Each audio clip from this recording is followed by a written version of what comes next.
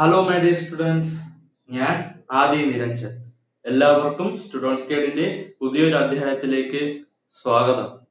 അപ്പോ ഇന്ന് നമ്മൾ പഠിക്കാൻ പോകുന്നത്, ഞാൻ നേരത്തെ കഴിഞ്ഞ ലെക്ചറിൽ പറഞ്ഞതുപോലെ നമ്മുടെ ഡി എൻ എ കണ്ടുപിടിക്കാൻ നടന്ന കുറച്ച് എക്സ്പെരിമെന്റ്സ് ഉണ്ട്. അതായത് ഡി എൻ എ ഹിസ്റ്ററി, എങ്ങനെയാണ് ഡി എൻ എ ആണ് നമ്മുടെ ജനറ്റിക് മെറ്റീരിയൽ എന്ന് കണ്ടുപിടിച്ചത്, അതാണ് ഇന്ന് നമ്മൾ നോക്കാൻ പോകുന്നത്. അപ്പൊ നമുക്ക് തുടങ്ങാം. അപ്പൊ അതിനു മുമ്പ് കുറച്ച് കാര്യങ്ങൾ പറയാനുണ്ട്. അപ്പൊ അത് നോക്കിയിട്ട് നമുക്ക് ഡി എൻ എയുടെ ഹിസ്റ്ററിയിലോട്ട് പോകാം. ഫസ്റ്റ് എന്ന് പറയുന്നത്, ഡി എൻ എ ഒരു അസിഡിക് മീഡിയം ആണെന്നും, D N A acidic in nature ആണെന്നും അതിന് ന്യൂക്ലിയോൺ എന്നും ഫസ്റ്റ് പേര് കൊടുത്തത് നമ്മുടെ ഫെഡറിക് മേഷ്യർ ആണ് 1869. ഡി എൻ എ അസിഡിക് ആണെന്നും അതിന് ന്യൂക്ലിയോൺ എന്ന് പേര് കൊടുത്തതും ഫെഡറിക് മേഷ്യർ ആണ് 1869. അതിനു മുമ്പ് ഡി എൻ എക്ക് നെഗറ്റീവ് ചാർജ് ആണെന്ന് നമുക്ക് എല്ലാവർക്കും അറിയാം.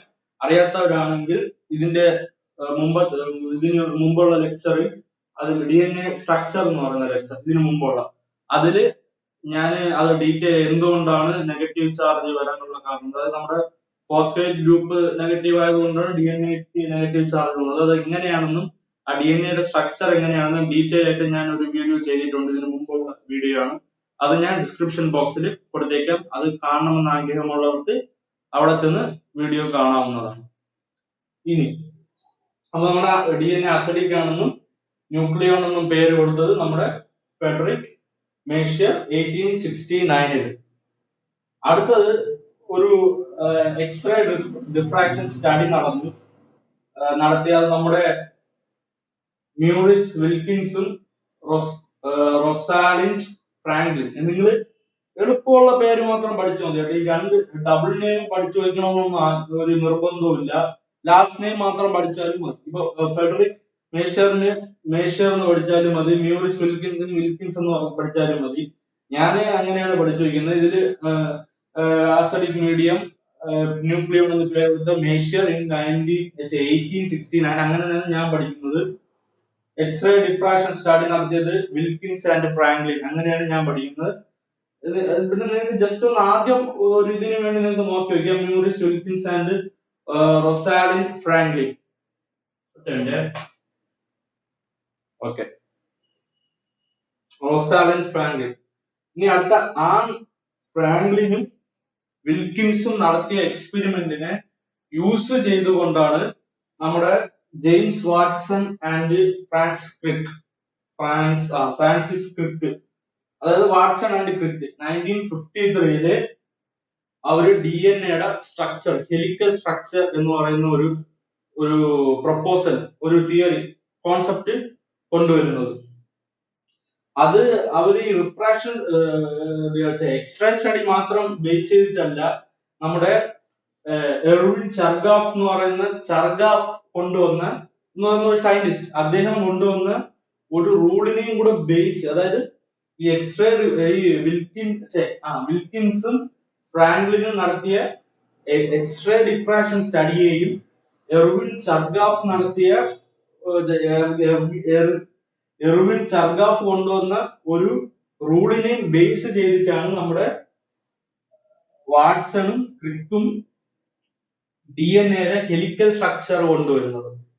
D N A helical structure ആണെന്ന് പറയുന്ന ഒരു കോൺസെപ്റ്റ് കൊണ്ടുവരുന്നത്. അപ്പൊ അത്രേ ഉള്ളൂ. ഇപ്പൊ ഡി എൻ എ അസിഡിക് ആണെന്നും അതിന് ന്യൂക്ലിയോൺ എന്നും പേര് കൊടുത്തത് മേഷ്യർ 1869. എക്സ്റേ ഡിഫ്രാക്ഷൻ സ്റ്റഡി കൊണ്ടുവന്നത് വിൽക്കിൻസ് ആൻഡ് ഫ്രാങ്ക്ലിൻ. ആ സ്റ്റഡിയെ ബേസ് ചെയ്തിട്ടാണ് നമ്മുടെ ജെയിംസ് വാട്സൺ ആൻഡ് ക്രിക്ക് 1953 നമ്മുടെ ഡി എൻ എയുടെ സ്ട്രക്ചർ കൊണ്ടുവരുന്നത് on the basis of X ray diffraction study by Wilkins and Franklin and on the basis of Erwin Chargaff's rule. Erwin എന്ന് പറയണ്ട, ചർഗാഫ്സ് rule. ആ ചർഗാഫ്സ് rule എന്നാണ് പറഞ്ഞതല്ലേ, ചർഗാഫ് റൂൾ. അപ്പൊ നിങ്ങൾ ആദ്യം ഇത്രയൊന്ന് നോട്ട് ചെയ്തിട്ട് ബാക്കി പറയാം. Okay, ready? 1 2 3 മാറ്റട്ടെ.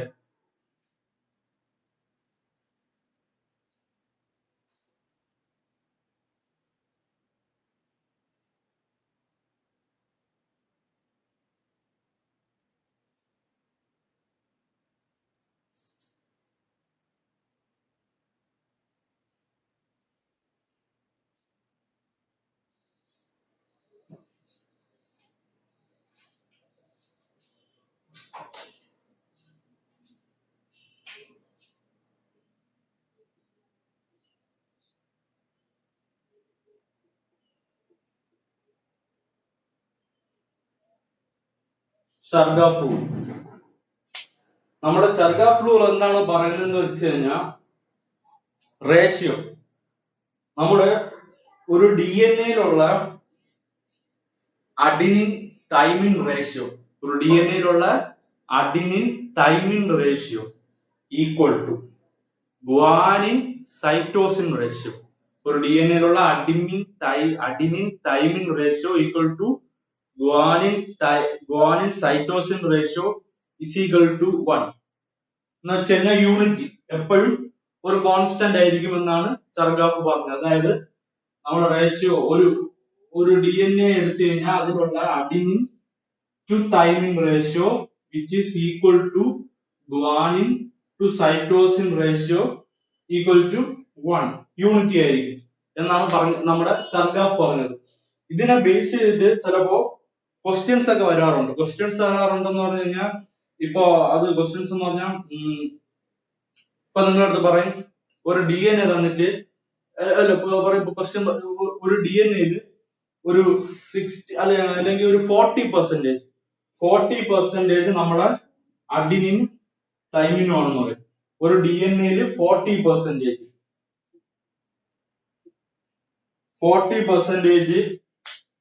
അഡിനിനും തൈമിനുമാണ് എങ്കിൽ സൈറ്റോസിൻ എത്രയായിരിക്കും, എത്ര പെർസെന്റേജ് ആയിരിക്കും സൈറ്റോസിന്റെ വാല്യൂ, അല്ലെങ്കിൽ എത്ര പെർസെന്റേജ് ആയിരിക്കും ഗ്വാനിന്റെ വാല്യൂ. അപ്പൊ ഇത് എങ്ങനെയാണ് കണ്ടുപിടിക്കുന്നതെന്ന് വെച്ച് കഴിഞ്ഞാൽ നമുക്കറിയാം, നമ്മുടെ ഈ റൂളിന്റെ ഒരു ആപ്ലിക്കേഷന്റെ ഒരു ക്വസ്റ്റ്യൻ ആണിത്, ചർഗാഫ് റൂളിന്റെ. അതിൽ ഇതിൽ ഇവർ പറഞ്ഞിട്ടുള്ളത് അഡിനിൻ ആൻഡ് തൈമിനാണ് 40% എന്ന്. അതായത് അഡിനിൻ തൈമിൻ 40%, അതായത് അഡിനിൻ ബൈ തൈമിൻ എടുക്കുമ്പോൾ നമുക്ക് എന്ത് കിട്ടണം, 1 കിട്ടണം. അങ്ങനെയാണെങ്കിൽ ഇവിടെ അഡിനിൻ എത്രയായിരിക്കും, 20% ബൈ തൈമിനും 20%. അപ്പൊ അഡിനിൻ ആൻഡ് തൈമിൻ കൂട്ടുമ്പോൾ 40% ആയി. അപ്പൊ അഡിനിൻ 20%, തൈമിൻ 20%, രണ്ടും കൂടെ ക്യാൻസൽ ആയി പോകും. ആൻസർ 1 എന്ന് കിട്ടും. അപ്പൊ അഡിനിൻ തൈമിൻ റേഷ്യോ എടുത്തപ്പോൾ നമുക്ക് 1 കിട്ടി. ഇതുപോലെ ഗ്വാനിൻ സൈറ്റോസിൻ റേഷ്യോ എടുക്കുമ്പോഴും നമുക്ക് 1 എന്ന് കിട്ടണം. അപ്പൊ അതിന് എങ്ങനെ നമുക്ക് എടുക്കാൻ നോക്കാം. ഇപ്പൊ അഡിനിൻ തൈമിൻ 40 എന്ന് പറഞ്ഞല്ലോ, അപ്പൊ ഇനി നമുക്ക് ബാക്കി 60 ഉള്ളൂ. അപ്പൊ ഗ്വാനിനും സൈറ്റോസിനും കൂടെ ചേർത്ത് മൊത്തത്തിൽ ഇപ്പൊ എത്ര, 60%. ബാക്കി ഇത് 40 പോയി, അത് 60% ആണ്. ഇതില് അഡിനിൻ തൈമിന് 1 വന്ന പോലെ ഗ്വാനിൻ സൈറ്റോസിൻ 1 വരണമെങ്കിൽ എങ്ങനെ വരണം? നമുക്ക് അറിയാം 30/30 എടുത്താലാണ് 1 കിട്ടുന്നത്. 30 ക്യാൻസൽ ആയി പോകും. 30/30 എടുക്കുമ്പോഴാണ് 1. അപ്പോൾ ഇവിടെ നമുക്ക് മനസ്സിലാക്കേണ്ട ഒരു കാര്യം എന്താണ്, ഈ പറഞ്ഞിരിക്കുന്ന DNA-യിൽ 30% ഗ്വാനിനും 30% സൈറ്റോസിനുമാണ്. അപ്പോൾ ഈ 30 കൂട്ടി 60%. അപ്പൊ ഇവിടെ ക്വസ്റ്റ്യൻ ഗ്വാനിൻ എത്ര പെർസെന്റേജ് അല്ലെങ്കിൽ സൈറ്റോസിൻ എത്ര പെർസെന്റേജ് എന്ന് ചോദിച്ചു കഴിഞ്ഞാൽ നമുക്ക് പറയും ഗ്വാനിൻ 30% അല്ലെങ്കിൽ സൈറ്റോസിൻ 30%. ഇങ്ങനെ നമുക്ക് പറയാൻ പറ്റും. അപ്പൊ ഇങ്ങനെയാണ് ഈ ചർഗാഫ് റൂൾ വെച്ച് നമുക്കൊരു ആപ്ലിക്കേഷൻ ലെവലിൽ ക്വസ്റ്റ്യൻ വരാൻ സാധ്യതയുണ്ട്. അപ്പൊ ഇതുപോലത്തെ ക്വസ്റ്റ്യൻസ് ഒക്കെ ഉണ്ടെങ്കിൽ നിങ്ങളൊന്ന് ജസ്റ്റ് ഒന്ന് വർക്ക്ഔട്ട് ചെയ്ത് നോക്കിക്കൊള്ളുക. അപ്പൊ അടുത്തതിലോട്ട് പോകാം. മാറ്റാൻ പോകുന്നു. 1 2 3 ഓക്കെ.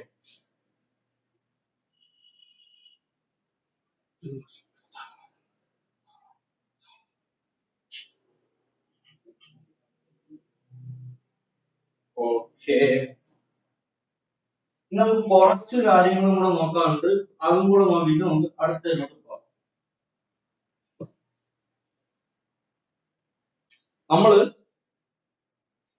ഒരു DNA ഹെലിക്സ് എടുത്തു കഴിഞ്ഞാൽ അതില് 10 ബേസ് പെയർസ് ആണ്. പറയാം, ഒരു ഹെലിക്സ് എന്ന് പറയുന്നത് എങ്ങനെയാണ്? ഇപ്പൊ ഇവിടെ ആണെങ്കിൽ DNA ഇവിടെ നിന്ന് ചുറ്റി കറങ്ങി തിരിച്ചിവിടെ തന്നെ വരുന്നത്. അതായത്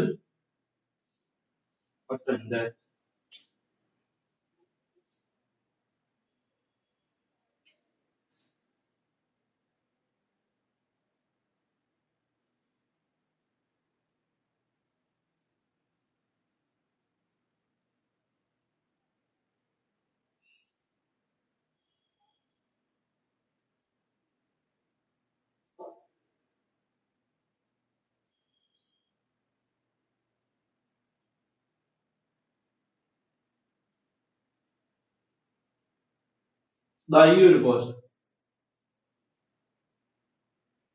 ഇത് നിങ്ങൾ എടുത്താൽ ഈ ഒരു പോർഷൻ എടുത്താൽ, അതായത് നിങ്ങൾക്ക് മനസ്സിലായല്ലോ, ഒരു DNA കറങ്ങി അതേ പൊസിഷൻ, ഒരു പൊസിഷനിൽ നിന്ന് കറങ്ങി അതേ പൊസിഷൻ, അതായത് ഈ പൊസിഷനിൽ നിന്ന് ഇങ്ങനെ കറങ്ങി തിരിച്ച് അതേ പൊസിഷനിൽ വന്ന് നിൽക്കണം. അതായത് ഞാൻ ഏത് പറഞ്ഞു വാച്ചിന്റെ സ്ട്രിപ്പ് എടുക്കാം. ഇപ്പൊ ഈ സ്ട്രിപ്പ് നിങ്ങൾ നോക്കണം, ഇത് ഇങ്ങനെ കറങ്ങി ഇങ്ങനെയാണ് നമ്മളെ റൈറ്റ് ഹാൻഡിലോട്ട് നമ്മൾ തിരിക്കുന്ന രീതിയിലാണ്.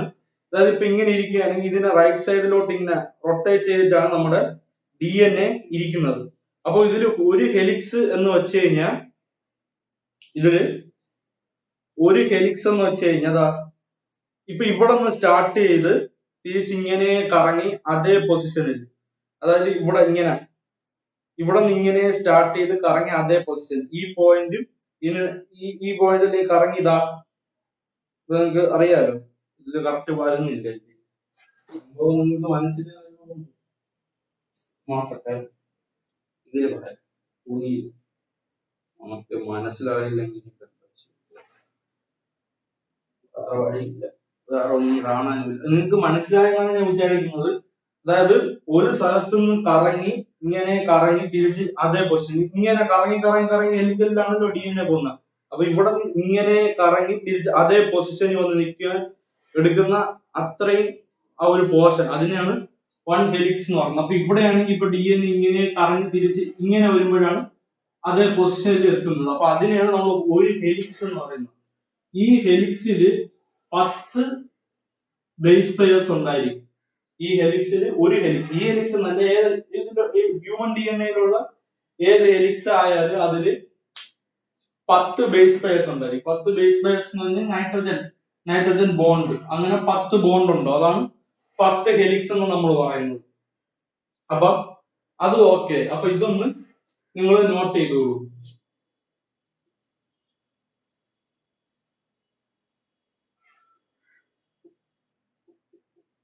വൺ ഹെലിക്സില് 10 ബേസ് പെയർസ്. ഓക്കെ,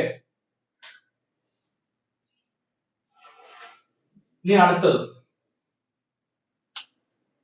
ഇനി ഈ രണ്ട് ബേസ് പെയർസ് ഇതിനെ കുറച്ച് സൂം ചെയ്ത് വരയ്ക്കാം.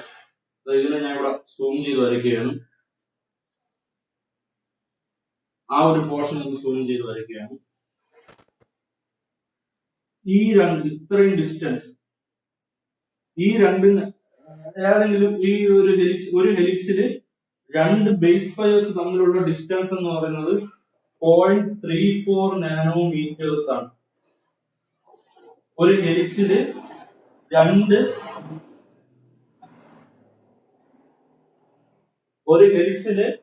രണ്ട് ബേസ് പെയർസിന്റെ ഇടയ്ക്കുള്ള ഡിസ്റ്റൻസ് എന്ന് പറയുന്നത് 0.34 നാനോമീറ്റർ.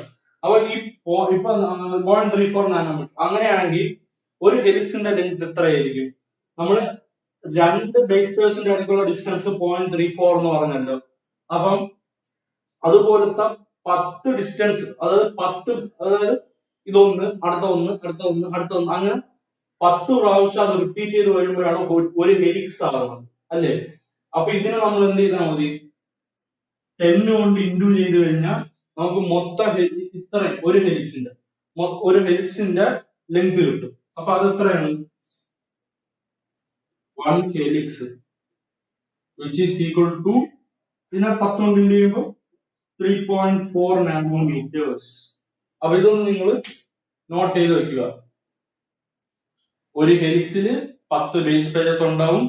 2 ബേസ് പെയർസ്, ആ ഒരു ഹെലിക്സിൽ 10 ബേസ് പെയർസ് ഉണ്ടാവും. അതിൽ തന്നെ 2 ബേസ് പെയർസിന്റെ ഇടയ്ക്കുള്ള ഡിസ്റ്റൻസ് എന്ന് പറയുന്നത് 0.34 നാനോമീറ്റേഴ്സ് ഇൻറ്റു 10 അല്ല, ഞാൻ പറഞ്ഞാണ്, കൺഫ്യൂസ് ചെയ്യരുത്. 2 ബേസ് പെയർസിന്റെ ഇടയ്ക്കുള്ള ഡിസ്റ്റൻസ് 0.34 നാനോമീറ്റേഴ്സ്, അതേ 0.34 നാനോമീറ്റർ. അപ്പൊ അതേ ഇൻറ്റു 10 ചെയ്യുമ്പോഴാണ് നമുക്ക് ഒരു ഹെലിക്സിന്റെ ലെങ്ത് കിട്ടുന്നത്. അപ്പൊ അങ്ങനെ നമ്മൾ ചെയ്യാൻ നേരത്ത് ഒരു ഹെലിക്സിന്റെ ലെങ്ത് നമുക്ക് 3.4 നാനോമീറ്റേഴ്സ് എന്ന് കിട്ടും. ഇവിടെയും ഒരു ആപ്ലിക്കേഷനിലെ ഒരു ക്വസ്റ്റ്യൻ ഉണ്ട്. ഇതിപ്പോ ഹ്യൂമൻസിന്റെ കേസിലാണ് ഈ സംഗതി പറഞ്ഞിരിക്കുന്നത്. ഇനി ബാക്ടീരിയാസ് അല്ലെങ്കിൽ വേറെ ഏതെങ്കിലും ജീവി തന്നിട്ട് അതില് ഒരു ഹെലിക്സില് ചിലപ്പോൾ 8 ബേസ് പെയർസ്, ചിലപ്പോൾ 6 ബേസ് പെയർസ്, അതിന്റെ ഇടയ്ക്കുള്ള ഡിസ്റ്റൻസ് എന്ന് പറയുന്നത് ഒരു 0.24 ഇല്ലെങ്കിൽ 0.33 ഇല്ലെങ്കിൽ 0.16. അപ്പൊ മൊത്തം ഹെലിക്സിന്റെ ഡിസ്റ്റൻസ് എത്ര? അങ്ങനെയൊക്കെ ക്വസ്റ്റ്യൻസ് ഇത് വെച്ച് ഇതിന്റെ ഈ ഒരു കൺസെപ്റ്റ് വെച്ച് ആപ്ലിക്കേഷൻ ലെവലിൽ വരാറുണ്ട്. അപ്പൊ ഇതേ ഒരു സംഗതി തന്നെ നിങ്ങൾ അവിടെ അപ്ലൈ ചെയ്താൽ മതി. ഇതിലിപ്പോ രണ്ട് ഇടയ്ക്കുള്ള ഡിസ്റ്റൻസ് 3.4, 10 ബേസ് പെയർസ് ഉണ്ട്. അപ്പൊ ഇതിനെ 3.4 into 10 നമ്മൾ ചെയ്തപ്പോൾ 0.34 10 കൊണ്ട് മൾട്ടിപ്ലൈ ചെയ്തപ്പോൾ നമുക്ക് 3.4 നാനോമീറ്റർ ആണ് ഒരു ഹെലിക്സിന്റെ ലെങ്ത് എന്ന് നമുക്ക് കിട്ടി. ചിലപ്പം ഇതിൽ പറയുന്നത് ഒരു ഹെലിക്സിൽ 8 ബേസ് പെയർസ് ഉണ്ട്, 2 ബേസ് പെയർസിന്റെ ഇടയ്ക്കുള്ളത് 0.34 നാനോമീറ്റർ ആണെന്ന് പറയണമെങ്കിൽ അവിടെ നമ്മളൊരു ഹ്യൂമന്റെ കേസിൽ 10 കൊണ്ട് ഇൻറ്റു ചെയ്തതിന് പകരം ഇവിടെ 8 കൊണ്ട് ഇൻറ്റു ചെയ്യുക. അപ്പൊ നമുക്ക് ആ ഒരു ആൻസർ കിട്ടും. അതാണ് ഒരു ഹെലിക്സിന്റെ ലെങ്ത്. അപ്പൊ ഇതുപോലെ ആപ്ലിക്കേഷൻ ലെവൽ ക്വസ്റ്റ്യൻസ് ഇതിൽ നിങ്ങൾക്ക് പ്രതീക്ഷിക്കാം. പിന്നെ ഡയമീറ്റർ പറയുകയാണെങ്കിൽ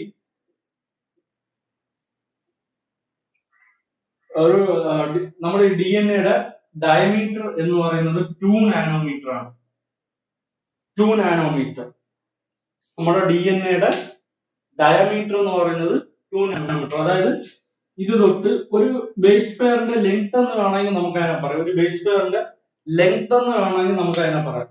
ഒരു സ്ട്രാൻഡ് തൊട്ട് അടുത്ത സ്ട്രാൻഡ് വരെയുള്ള ഡിസ്റ്റൻസ് അതെന്ന് പറയുന്നത് നമ്മുടെ 2 നാനോമീറ്റർ ആണ്. ഓക്കെ, ഇനി ഇതിന് ചെറിയൊരു കൺവേർഷൻ കൂടെ ഉണ്ട്, അത് നിങ്ങൾ ആലോചിച്ച് വെച്ചോണം. അതെന്ന് പറഞ്ഞു കഴിഞ്ഞാൽ 1 nanometre equal to 10 angstrom. 1 nanometre is equal to 10 angstrom. ഇത് കുറച്ച് ഇമ്പോർട്ടന്റ് ആയിട്ടുള്ള ഒരു സംഗതിയാണ്. ചിലപ്പോൾ നിങ്ങൾക്ക് ഈ സംഗതികളൊക്കെ നാനോമീറ്റർ തരണമെന്നില്ല, ഇതിന് ആംസ്ട്രത്തിലായിരിക്കും തരുന്നത്. ആംസ്ട്രത്തിൽ തരുമ്പോൾ നമ്മൾ അതിനെ നാനോമീറ്ററിലായിട്ട് കൺവേർട്ട് ചെയ്യാനൊക്കെ ഒരു അറിഞ്ഞിരിക്കണം. അപ്പൊ അതിന് നിങ്ങൾ ഈ ഒരു കൺവേർഷൻ അറിഞ്ഞിരിക്കണം. 1 nanometre is equal to 10 angstrom. ഈ ഒരു കൺവേർഷൻ അറിഞ്ഞിരുന്ന അങ്ങനത്തെ വരുന്ന കൺവേർഷൻ ടൈപ്പ് ക്വസ്റ്റ്യൻസ് ഒക്കെ നിങ്ങൾക്ക് ചെയ്യാൻ പറ്റും. അപ്പൊ ഇതിന് ഈ ഒരു പാർട്ടിനാണ് ചെറിയൊരു കാൽക്കുലേഷൻസ് പോലെ വരുന്നത്. വേറെ ഒരു കാൽക്കുലേഷൻ നിങ്ങൾക്ക് ഈ ചാപ്റ്ററിന് പ്രതീക്ഷിക്കേണ്ടി വരില്ല. അപ്പൊ ഇതൊന്ന് ശ്രദ്ധിച്ചിരിക്കുക. ഓക്കെ, ഒന്ന് നോട്ട് ചെയ്തോളൂ.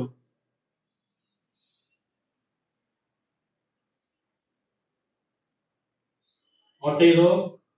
റെഡി, 1 2 3.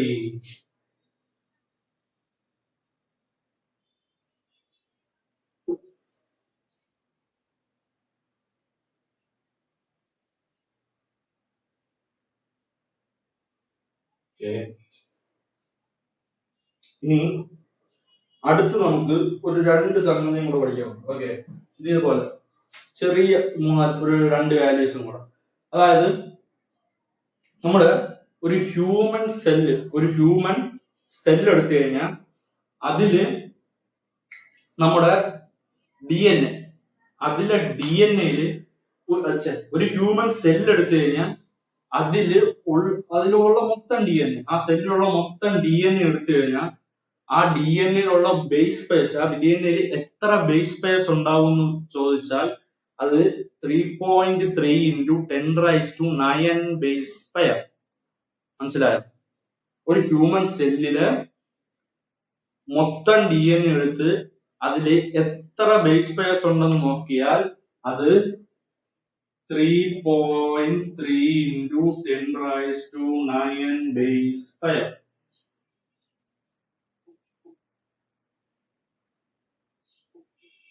ഒരു ഹ്യൂമൻ സെല്ലില് 3.3 into 10⁻⁹ ബേസ് പെയർസ് ഉണ്ട്. ഓക്കെ, ഇനി ലെങ്ത്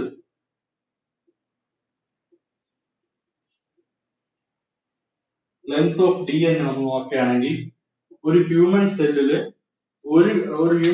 മൊത്തമുള്ള DNA ലെങ്ത് എന്ന് പറയുന്നത് 2.2 മീറ്റർ ആണ്. ശ്രദ്ധിക്കണം, 2.2 മീറ്റർ ആണ്. ഇതൊരു അത്ഭുതം ഇല്ലേ? ഇത്രയും 2 മീറ്റർ ആയിട്ടുള്ള ഒരു ലെങ്ത് ഉള്ള ഒരു DNA ആണ് നമ്മള് ഇത്ര പൊടി നമ്മൾ കണ്ണുകൊണ്ട് പോലും കാണാൻ പറ്റില്ല. മൈക്രോസ്കോപ്പ് വെച്ചാണ് നമ്മൾ സെൽസ് നോക്കുന്നത്. അതിൽ തന്നെ ന്യൂക്ലിയസ്, സെല്ലിനെക്കാട്ടി ചെറുതാണ് nucleus.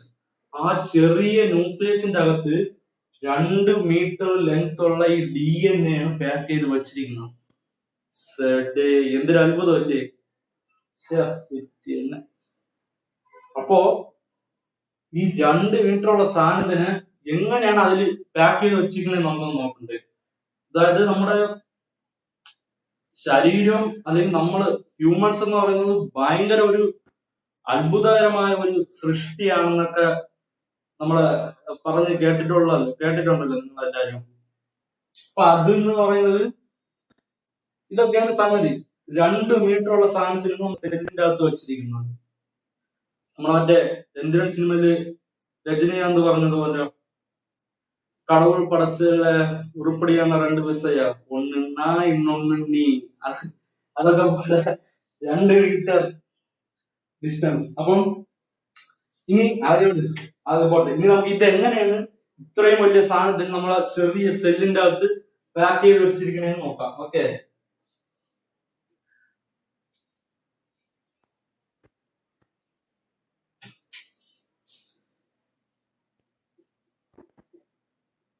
Packing of DNA. DNA എങ്ങനെയാണ് നമ്മൾ പാക്ക് ചെയ്തിരിക്കുന്നത് നോക്കാം. നമുക്ക് എല്ലാവർക്കും അറിയാം, ന്യൂക്ലിയസിന്റെ അകത്താണ് DNA ഉള്ളത്. ആ ന്യൂക്ലിയസിന്റെ അകത്ത് നമ്മൾ മൈക്രോസ്കോപ്പ് വെച്ച് നോക്കാൻ നേരത്ത് നമ്മൾ എങ്ങനെയാണ് ഈ DNA കാണുന്നത്, അല്ലെങ്കിൽ ഫസ്റ്റ് എങ്ങനെയാണ് അതിന്റെ പാക്കിംഗ് എന്ന് പറഞ്ഞിട്ട് പിന്നെ മൈക്രോസ്കോപ്പിക്ക് അങ്ങനെയാണ് കാണുന്നതെന്ന് പറയാം. DNA പാക്കിംഗ് എന്ന് പറഞ്ഞാൽ നമുക്ക് ഞാനിപ്പോ നേരത്തെ പറഞ്ഞു, DNA അസിഡിക് മീഡിയമാണ്. DNA അസിഡിക് ആണ്, അതിന് നെഗറ്റീവ് ചാർജുമാണ്. DNA അസിഡിക് ആണ്, അതിന് നെഗറ്റീവ് ചാർജുമാണ്. അപ്പോ ഈ നെഗറ്റീവ് ചാർജ് ആയിട്ടുള്ള DNA പോസിറ്റീവ് ചാർജ് ആയിട്ടുള്ള DNA പോസിറ്റീവ് ചാർജ് ആയിട്ടുള്ള ഹിസ്റ്റോൺസ് എന്ന് പറയുന്ന പ്രോട്ടീൻസിലാണ് നമ്മൾ ചുറ്റി വെച്ചിരിക്കുന്നത്.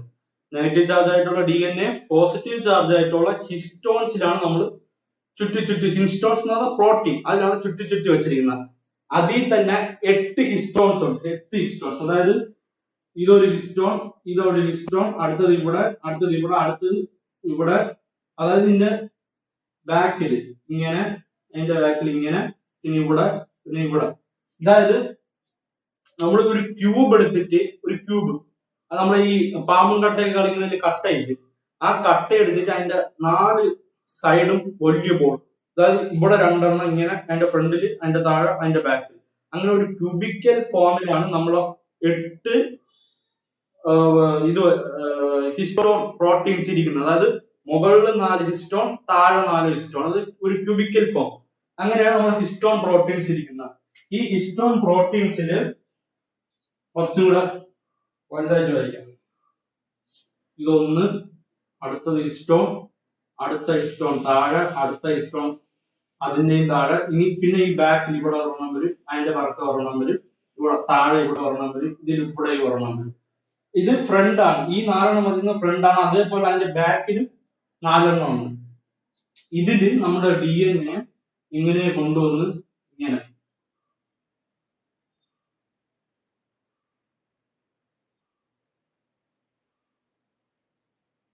ചുറ്റിയാണ് വച്ചിരിക്കുന്നത്. മനസ്സിലായില്ലേ? ഇത് കുറെ ചുറ്റൊക്കെ ചുറ്റി, ഇത് ഞാൻ ചുറ്റി വരച്ച് പട്ടാവും. അതുകൊണ്ട് ഇങ്ങനെ ചുറ്റിയാണ് നമ്മളെ DNA വച്ചിരിക്കുന്നത്.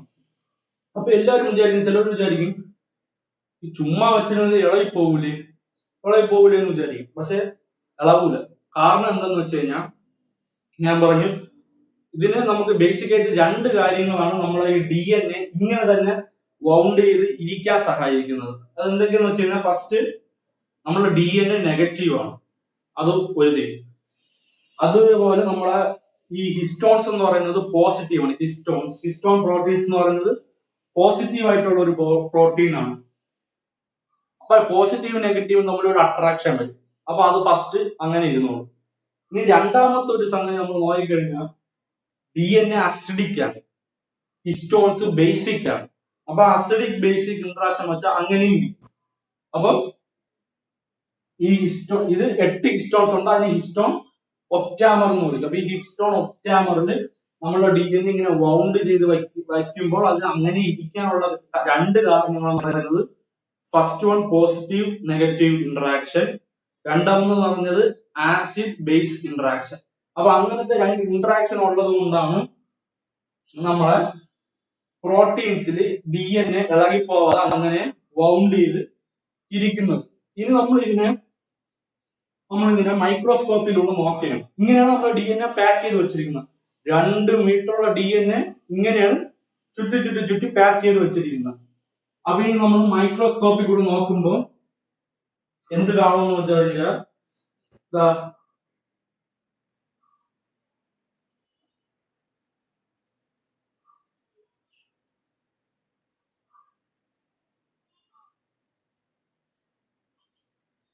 ഇങ്ങനത്തെ ഒരു ത്രെഡ് ലൈക്ക് സ്ട്രക്ചർ ആണ് നമ്മൾ കാണുന്നത്. ഇങ്ങനത്തെ ഒരു ത്രെഡ് ലൈക്ക് സ്ട്രക്ചർ ആണ് നമ്മൾ കാണുന്നത്. ഇതിനെയാണ് നമ്മൾ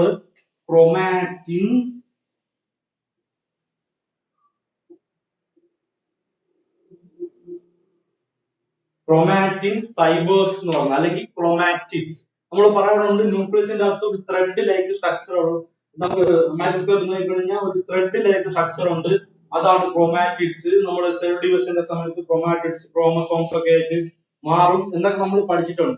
അപ്പൊ ഈ ക്രോമാറ്റിഡ്സ് എന്ന് പറഞ്ഞു കഴിഞ്ഞാൽ സംഗതി എന്താണെന്ന് ഇപ്പൊ മനസ്സിലായില്ലേ? അത് അവിടെ നമ്മൾ ക്രോമാറ്റിഡ്സ് എന്നാണ് പഠിച്ചത്. ഇവിടെ നമ്മൾ എന്താണ് ക്രോമാറ്റിഡ്സ് എന്ന് പഠിക്കുകയാണ്. ക്രോമാറ്റിഡ്സ് എന്ന് വെച്ച് കഴിഞ്ഞാൽ അറേഞ്ച്മെന്റ് ഓഫ് DNA, പാക്കിംഗ് അല്ലെങ്കിൽ പാക്കിംഗ് ഓഫ് DNA. അതിനെയാണ് thread like structure of packing of DNA is known as chromatin fibers or chromatids. ഇത് ഇനി ഇതാ ഈ മുത്തുപോലെ കിടക്കുന്ന സാധനങ്ങളൊക്കെ ഹിസ്റ്റോൺ ഒക്ടാമർ ആണ്. ഈ മുത്തുപോലെ കിടക്കുന്ന സാധനങ്ങളൊക്കെ ഹിസ്റ്റോൺ ഒക്ടാമർ ആണ്. അപ്പൊ ഇതിനെയാണ് നമ്മൾ എന്ത് പറയുന്നത്, ക്രോമാറ്റിൻ ഫൈബേഴ്സ് എന്ന് പറയുന്നത്. അയ്യോ, ഞാൻ ഒരു കാര്യം പറയാൻ പറ്റും. അതായത് നമ്മൾ നേരത്തെ പറഞ്ഞല്ലോ ഹിസ്റ്റോൺ ഒക്ടാമർ എന്ന് നമ്മൾ പറഞ്ഞല്ലോ. ഹിസ്റ്റോൺ ഒക്ടാമറിൽ നമ്മുടെ DNA വൗണ്ട് ചെയ്ത് വെച്ചിരിക്കുന്നില്ലേ, ആ ഹിസ്റ്റോൺ ഒക്ടാമറിനെയും ആ DNA വൗണ്ടിങ് അത് ഒരുമിച്ചാണ് നമ്മൾ അതിനെ ന്യൂക്ലിയോസോം എന്ന് പറയുന്നത്. അതായത് ഇപ്പൊ ഒരു സർക്കുലർ ആയിട്ട് ഞാൻ വരയ്ക്കാണ്. ഇതാണ് ഒരു ഹിസ്റ്റോൺ ഒക്ടാമർ എന്ന് വിചാരിച്ചോ. ക്യൂബിക്കിൽ ഞാൻ പറഞ്ഞ പോലെ 8 ഹിസ്റ്റോൺ കൊണ്ട് ക്യൂബിക് ഷേപ്പിലാണ് ഇരിക്കുന്നത്. അതിനിപ്പോ ഞാൻ ഒരു സർക്കിൾ ഷേപ്പിൽ എല്ലാവർക്കും മനസ്സിലാവാൻ വേണ്ടി വരച്ചു എന്നുള്ളൂ. അതിൽ ഈ DNA ഇങ്ങനെ വൗണ്ട് ചെയ്ത് വച്ചിരിക്കുകയാണ്. ഈ ഒരു സ്ട്രക്ചറിനെയാണ് നമ്മൾ ന്യൂക്ലിയോസോം എന്ന് പറയും. ഈ ഒരു സ്ട്രക്ചറിനെയാണ് നമ്മൾ എന്തെന്ന് പറയും, ന്യൂക്ലിയോസോം. ഈ ന്യൂക്ലിയോസോം. അപ്പൊ അത് മനസ്സിലായി. ഇനി ഇതിൽ ഇങ്ങനെ ഇപ്പൊ ഈ ഒരു സംഗതി കാണാൻ നമുക്ക് എങ്ങനെയാണ് തോന്നുന്നത്? ക്രോമാറ്റിൻ ഫൈബർ ഒരു മാലയിൽ മുത്തു കോർത്തിട്ടിരിക്കും പോലെയാണ്. ഇതൊരു ഹിസ്റ്റോൺ, ഇതൊരു ഹിസ്റ്റോൺ, ഇതൊരു ഹിസ്റ്റോൺ, അങ്ങനെ ഇടയ്ക്കിടെ ലോങ് DNA ത്രെഡ് ലൈക്ക് സ്ട്രക്ചറിൽ ചെറിയ മുത്ത് ഒരു വലിയ മാലയിൽ മുത്ത് കോർത്തിട്ടിരിക്കും പോലെയാണ് ഈ സംഗതി കിടക്കുന്നത്. അപ്പൊ ഇതിനെ നമ്മൾ ബീഡ്സ് ഓൺ ത്രെഡ് സ്ട്രക്ചർ എന്നും പറയാറുണ്ട്. അതായത് നൂലിൽ മുത്ത് കോർത്തിട്ടിരിക്കുന്ന രീതി, അങ്ങനെ നമ്മൾ പറയാറുണ്ട്. അതിനെയാണ് നമ്മൾ ക്രോമാറ്റിഡ്സ് അല്ലെങ്കിൽ ഈ ഒരു സ്ട്രക്ചറിനെ നമ്മൾ ക്രോമാറ്റിൻ ഫൈബേഴ്സ് അല്ലെങ്കിൽ ക്രോമാറ്റിഡ്സ് എന്നും പറയും. ഇനി ക്രോമാറ്റിഡ്സ് നമ്മൾ എങ്ങനെയാണെന്ന് പഠിച്ചു. ഇനി ക്രോമസോം എന്താണെന്ന് പറയണ്ടേ അല്ലെ? അപ്പൊ അതിനു മുമ്പ് ഒരു കാര്യം പറയാനുണ്ട്. നിങ്ങൾ ഇവിടെ ശ്രദ്ധിച്ചു നോക്കിക്കഴിഞ്ഞാൽ ചില ഏരിയയിൽ നമ്മുടെ ഹിസ്റ്റോൺസ് ലൂസ് ആയിട്ടാണ് കിടക്കുന്നത്. ഈ ഒരു ഏരിയ നോക്കിയോളൂ, ഇവിടെ ഇത്രയും ഏരിയ നമ്മൾ എടുക്കുമ്പോൾ അവിടെ 2 ഹിസ്റ്റോൺസേ ഉണ്ട്.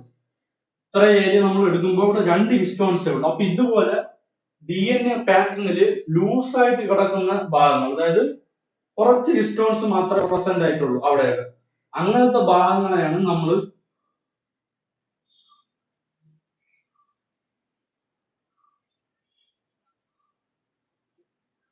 യൂക്രോമാറ്റിൻ എന്ന് പറയും. ഓക്കെ, യൂക്രോമാറ്റിൻ എന്ന് നമ്മൾ പറയും. അങ്ങനെ ലൂസ് ആയിട്ട് കിടക്കുന്ന DNA സ്ട്രക്ചർ പാക്കിങ്ങില് ഇതുപോലെ ലൈറ്റ്, ഈ നമ്മളിപ്പോ ഇവിടെ കുറച്ച് ഹിസ്റ്റോൺസ് അല്ലേ ഉള്ളൂ, അപ്പൊ ആ ഏരിയ നമ്മൾ മൈക്രോസ്കോപ്പിൽ കൂടെ നോക്കുമ്പോൾ ലൈറ്റ് ഷെയ്ഡിലായിരിക്കും നമ്മൾ, അല്ലെങ്കിൽ സ്റ്റെയിൻ ചെയ്യണം. നമ്മൾ ക്രോമസോംസിന് സ്റ്റെയിൻ ചെയ്താലേ നമുക്ക് കാണാൻ പറ്റുള്ളൂ. അപ്പം അങ്ങനെ സ്റ്റെയിൻ ചെയ്യുമ്പോൾ ഇവിടെ ലൈറ്റ് കളറായിട്ടേ വരുള്ളൂ, കാരണം ഇവിടെ ഹിസ്റ്റോൺ കുറവാണ്. ഇനി അതേ സമയം നമ്മൾ ഈ ഒരു പോർഷൻ എടുക്കുകയാണ്, ഇവിടെ 4 ഹിസ്റ്റോൺസ് ഉണ്ട്, ഇവിടെ 2 ഹിസ്റ്റോൺ ഉള്ളിടത്ത് ഇവിടെ 2 ഹിസ്റ്റോണേ ഉള്ളൂ, അതേസമയം ഇവിടെ 4 ഹിസ്റ്റോൺ ഉണ്ട്. ഈ ഒരു പോർഷനെ നമ്മൾ ഹെറ്ററോക്രോമാറ്റിൻ, ഈ ഒരു പോർഷനെ നമ്മൾ ഹെറ്ററോക്രോമാറ്റിൻ എന്ന് പറയും. അതായത് ഹിസ്റ്റോൺസ് കുറവുള്ളിടത്ത് നമ്മൾ യൂക്രോമാറ്റിൻ എന്നും, കൂടുതൽ ഡെൻസ് ആയിട്ടിരിക്കുന്ന സ്ഥലത്തൊക്കെ നമ്മൾ ഹെറ്ററോക്രോമാറ്റിൻ എന്ന് പറയും. ഇവിടെ ഭയങ്കര ഡാർക്ക് സ്റ്റെയിൻ ആയിരിക്കും, അവിടെ ഡാർക്ക് കളർ, നല്ല കളർ പിടിക്കും, സ്റ്റെയിൻ പിടിക്കും. അപ്പം ഈ ഹിസ്റ്റോൺസ് കുറവുള്ളിടത്ത് ലൈറ്റ് സ്റ്റെയിനും കൂടുതലുള്ളിടത്ത് ഡാർക്ക് സ്റ്റെയിനും പിടിക്കും. അതാണ് നമ്മുടെ യൂക്രോമാറ്റിനും ഹെറ്ററോക്രോമാറ്റിനും. അപ്പൊ ഇതൊക്കെ സംഗതികൾ ഇത്രയേ ഉള്ളൂ. ഇനി നമുക്ക് ഇതില് ക്രോമാറ്റിൻ എങ്ങനെ ഇരിക്കുന്നു നമ്മൾ കണ്ടുപിടിച്ചു. ഇനി ക്രോമസോം, മൈക്രോസ്കോപ്പിക് ലെവലിൽ നോക്കുമ്പോൾ ക്രോമസോംസ് എങ്ങനെയാണ് ഇരിക്കുന്നത് നമുക്ക് നോക്കാം. നിങ്ങൾ സെൽ സൈക്കിൾ എന്ന് പറയുന്ന ഒരു ചാപ്റ്റർ പഠിച്ചിട്ടുണ്ടെങ്കിൽ നിങ്ങൾക്ക് അറിയാം, നമ്മുടെ DNA റെപ്ലിക്കേഷൻ നടക്കുന്ന ക്രോമസോമൽ റെപ്ലിക്കേഷൻസ് ഒക്കെ നമ്മുടെ എസ് ഫേസിലാണ്. ഇന്റർഫേസില് സെൽ സൈക്കിളിൽ ഇന്റർഫേസിൽ എസ് ഫേസിലാണ് റെപ്ലിക്കേഷൻ നടക്കുന്നത് DNA. അപ്പൊ അവിടെ നമ്മൾ ക്രോമസോംസ് കണ്ടൻസ്ഡ് ആവും, ക്രോമാറ്റിൻസ് കണ്ടൻസ്ഡ് ആവും. അപ്പൊ ആ കണ്ടൻസ്ഡ് ആവുമ്പോ എങ്ങനെയാണ് ഇരിക്കുന്നത് നമുക്ക് നോക്കാം. അപ്പൊ ഇത്രയും ഇതായിട്ടുള്ള ഇത് നമ്മളിതാ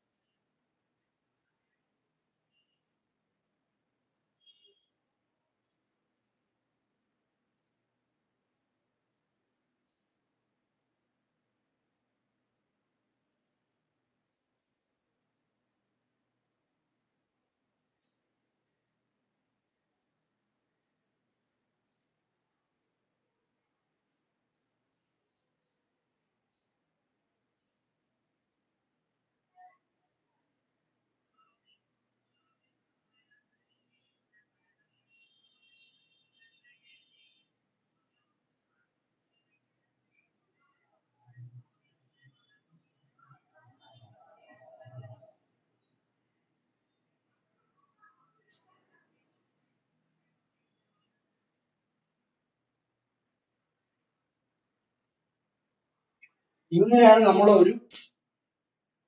ഒരു ക്രോമാറ്റിൻ കണ്ടൻസ്ഡ് ആയി ഒരു ക്രോമസോമാണ് ഒരു ക്രോമസോം എന്ന് പറയുമ്പോൾ ക്രോമാറ്റിഡ് എന്ന് പറയും. അതായത് മറ്റേ നമ്മളെ ക്രോമസോം സത്യത്തിൽ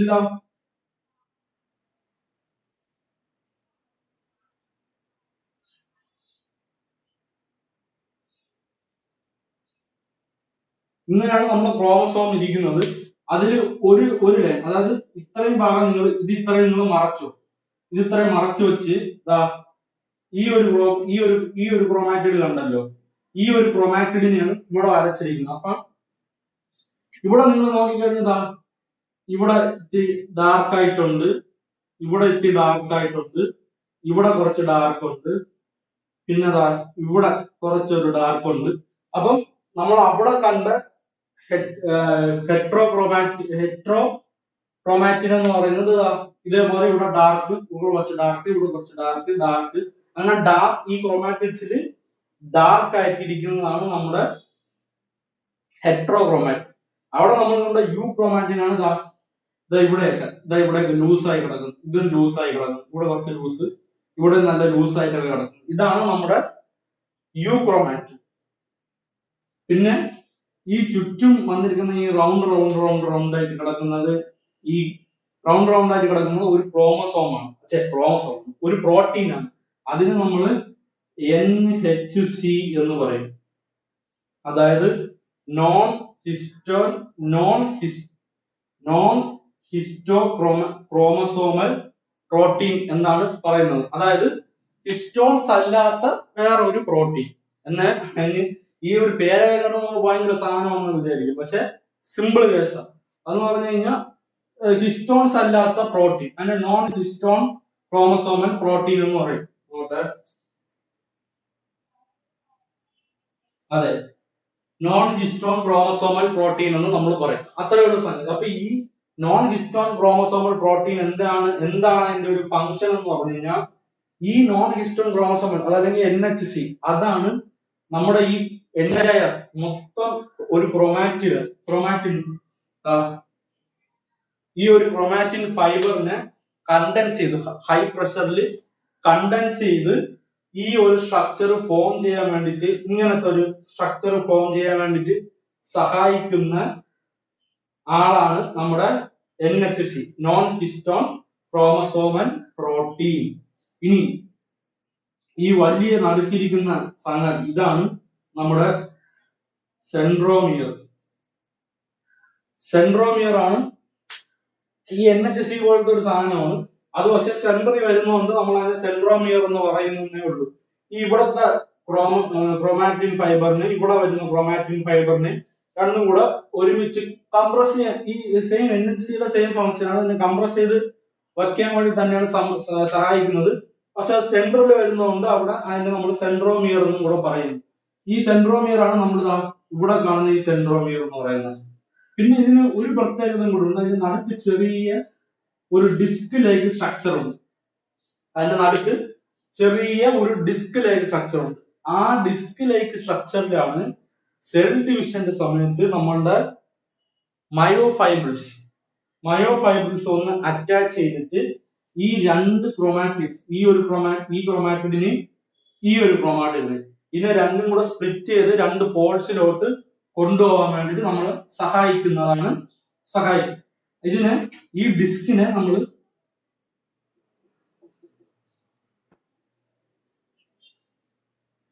കൈനറ്റോകോർ എന്ന് പറയും. ഈ കൈനറ്റോകോറിലാണ് ചെറിയൊരു സെൻട്രോമിയർ നടക്കുന്ന ഒരു ഡിസ്ക് ലൈക്ക് സ്ട്രക്ചർ. അതിലാണ് നമ്മളെ മയോഫൈബിൾസ് ഒന്ന് അറ്റാച്ച് ചെയ്ത് ഇതിനെ രണ്ടിനെയും ഈ ക്രോമാറ്റിഡിനെ ഈ ഒരു ക്രോമാറ്റിഡിനെ ഡിവൈഡ് ചെയ്ത് രണ്ട് സ്ഥലത്തോട്ട് കൊണ്ടുപോകാൻ വേണ്ടി സഹായിക്കുന്നു. അപ്പം ഈ ക്രോമസോംസും ക്രോമാറ്റിഡ്സും കുറച്ച് ബേസിക് കാര്യങ്ങളുമാണ് പറഞ്ഞത്. ഇത് ഇത്രയേ ഉള്ളൂ. ഇനിയാണ് നമ്മുടെ ഹിസ്റ്ററിയിലോട്ട് നമ്മൾ പോകുന്നത്. നമ്മളപ്പോ പാക്കിംഗ് ഡീറ്റെയിൽ ആയിട്ട് പഠിച്ചു. ഇത്രയേ ഉള്ളൂ. ഇങ്ങനെയൊക്കെയാണ് നമ്മുടെ 2 മീറ്റർ നീളമുള്ള DNA നമ്മുടെ ന്യൂക്ലിയസിന്റെ അകത്ത് പാക്ക് ചെയ്ത് വച്ചിരിക്കുന്നു. ഇനി നമ്മൾ പഠിക്കാൻ പോകുന്ന, ഇപ്പൊ നമ്മൾ DNA സ്ട്രക്ചർ പഠിച്ചു കഴിഞ്ഞ ലെക്ചറിൽ, അത് ഞാൻ വീഡിയോ ഡിസ്ക്രിപ്ഷനിൽ കൊടുക്കുന്നതാണ്. അടുത്ത് നമ്മൾ പഠിച്ചത് എങ്ങനെയാണ് ന്യൂക്ലിയസിന്റെ അകത്ത് DNA പാക്ക് ചെയ്ത് വെച്ചിരിക്കുന്നത്, അതും നമ്മൾ പഠിച്ചു. ഇനി നമ്മൾ പഠിക്കാൻ പോകുന്നത് ഇതിന്റെ ഹിസ്റ്ററി, അതായത് ഈ DNA ആണ് നമ്മളെ ഒരു ജനറ്റിക് മെറ്റീരിയൽ എന്ന് കണ്ടുപിടിച്ചത് എങ്ങനെയാണ്. ആ ഒരു സീരീസ് ഓഫ് ഒരു കഥ പോലെ നമുക്ക് കേൾക്കാൻ പറ്റുന്ന ഒരു സംഗതിയാണ് കേട്ടോ, നല്ലൊരു രസമാണ്. അങ്ങനെ ആ ഒരു കഥ, ആ ഒരു ഹിസ്റ്ററിയാണ് നമ്മൾ ഇനി പഠിക്കാൻ പോകുന്നത്. അപ്പൊ നമുക്ക് പോവാം. ഹിസ്റ്ററി.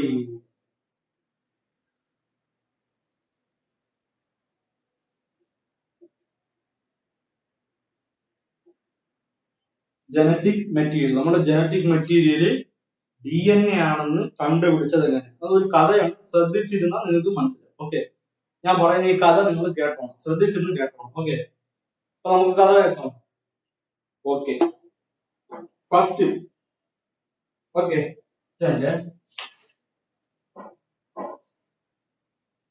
ഓക്കെ അല്ല, ആ കഥയ്ക്ക് മുമ്പ് നമ്മൾക്ക് ഒരു ജനറ്റിക് മെറ്റീരിയലിന് ഉണ്ടായിരിക്കേണ്ട ഫീച്ചേഴ്സ് എന്തൊക്കെയാണെന്ന് നോക്കാം. ഒരു ജനറ്റിക് മെറ്റീരിയലിന് ഉണ്ടായിരിക്കേണ്ട ഫീച്ചേഴ്സ് എന്തൊക്കെയാണെന്ന് ഫസ്റ്റ് നോക്കാം.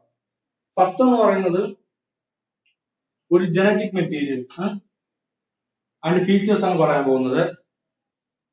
ഈ ജനറ്റിക് മെറ്റീരിയൽ എന്ന് പറഞ്ഞാൽ പാരന്റ്സിൽ നിന്നും ഓസ്പ്രിങ്സിലോട്ട് അല്ലെങ്കിൽ പാരന്റൽ സെല്ലിൽ നിന്നും ഡോട്ടർ സെല്ലിലോട്ട് കൈമാറാൻ കഴിയുന്നതായിരിക്കണം.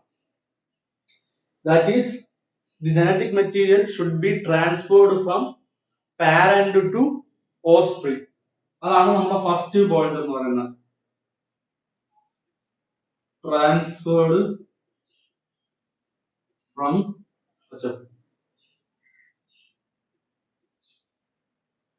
പാരന്റ് ടു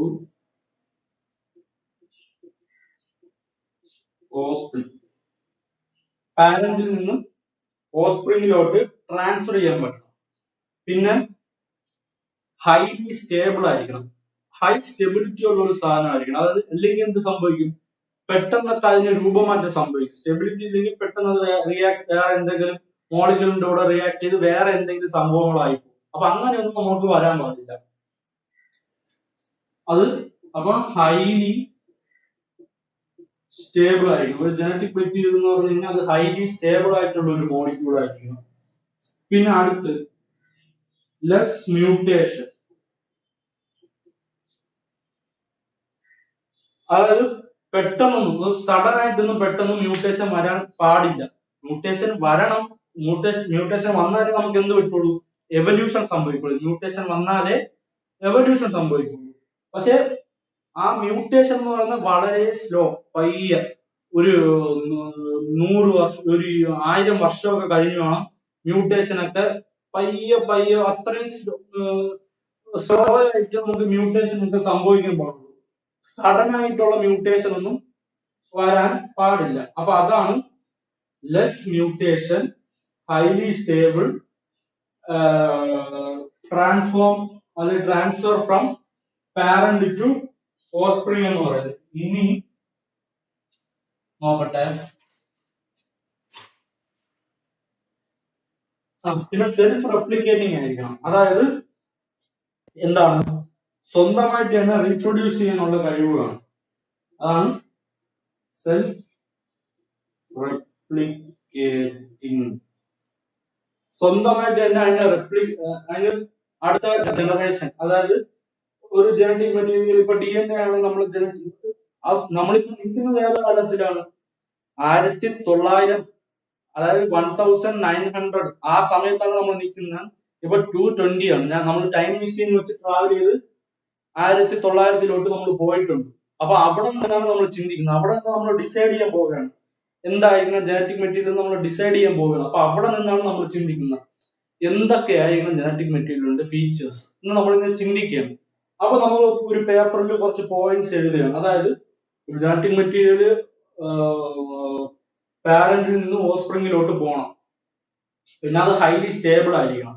പെട്ടെന്നൊന്നും രൂപമാറ്റമൊന്നും വരാൻ പാടില്ല.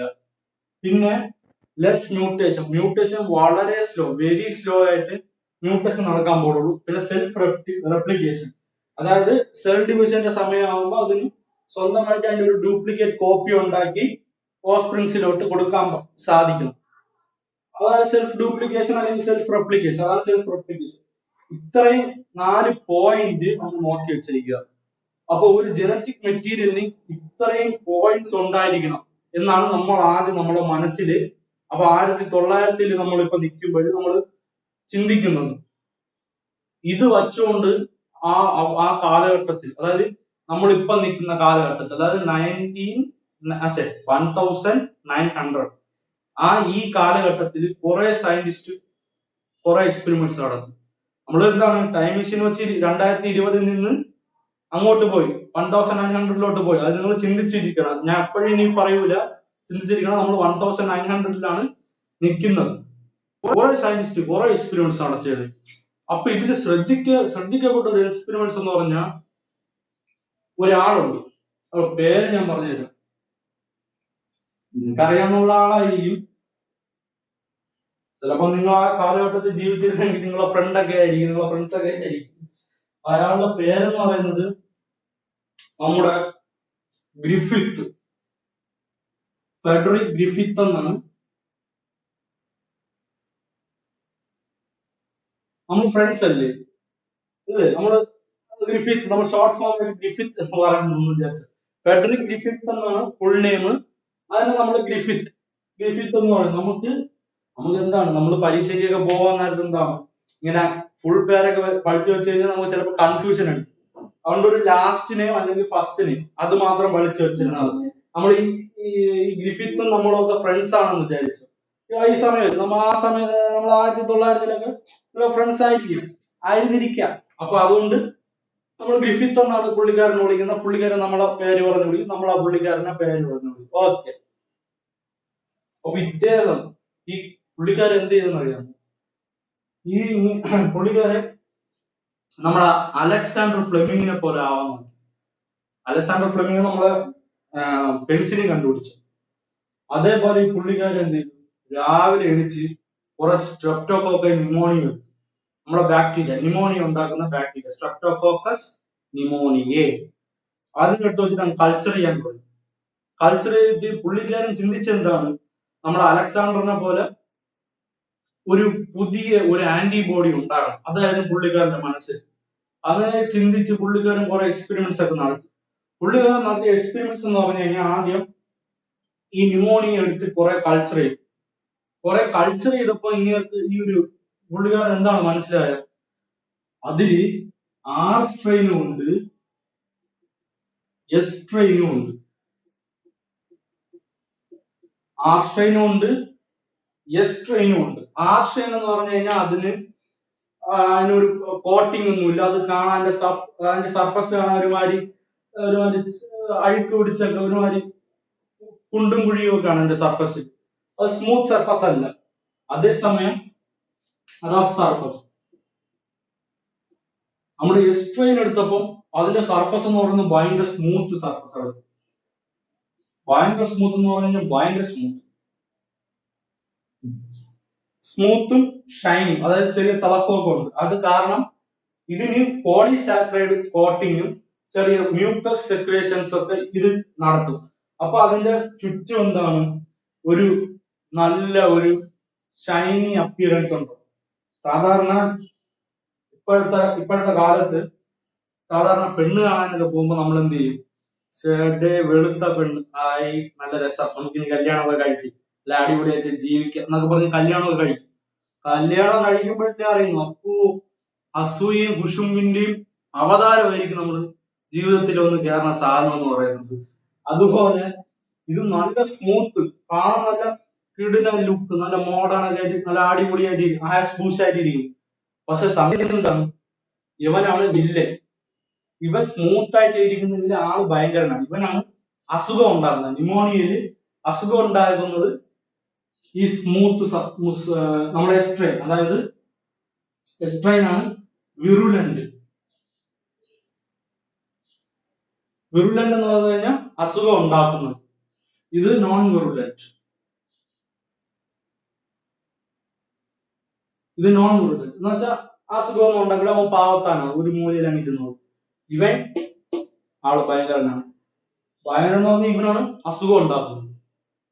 അപ്പൊ നമ്മൾ ഗ്രിഫിത്ത് രണ്ടിനെയും കുറച്ച് ഒന്ന് ഡീറ്റെയിൽ ആയിട്ട് പഠിച്ചിട്ട് എന്ത് ചെയ്തു, ഇനി നമുക്ക് ആന്റിബയോട്ടിക് ഉണ്ടാക്കാം എന്ന് പറഞ്ഞിട്ട് എന്ത് ചെയ്തു, ഇതിന്റെ ഫംഗ്ഷൻ എങ്ങനെയാണെന്ന് പഠിക്കാൻ വേണ്ടി പുള്ളിക്കാരൻ ആദ്യം R സ്ട്രെയിൻ ബാക്ടീരിയ എടുത്ത് നമ്മള് എലിയിലോട്ട് കുത്തിവെച്ച്.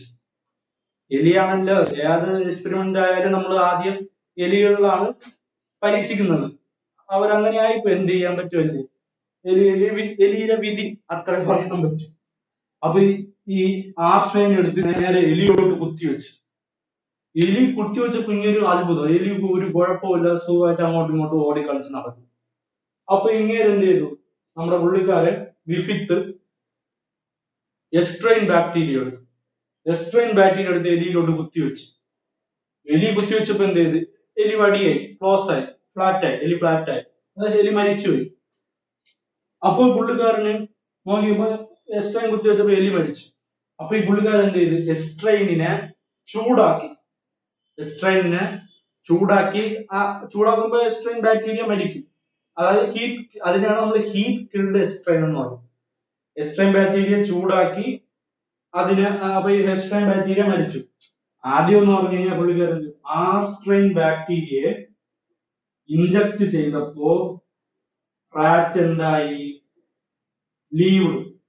ലീവ്ഡ് ഒരു ടിക്കറ്റ്, അത്ര ലീവ്ഡ്. അതേസമയം എസ്ട്രെയിൻ ബാക്ടീരിയ ഇഞ്ചക്ട് ചെയ്തപ്പോ റാറ്റ് എന്തായി?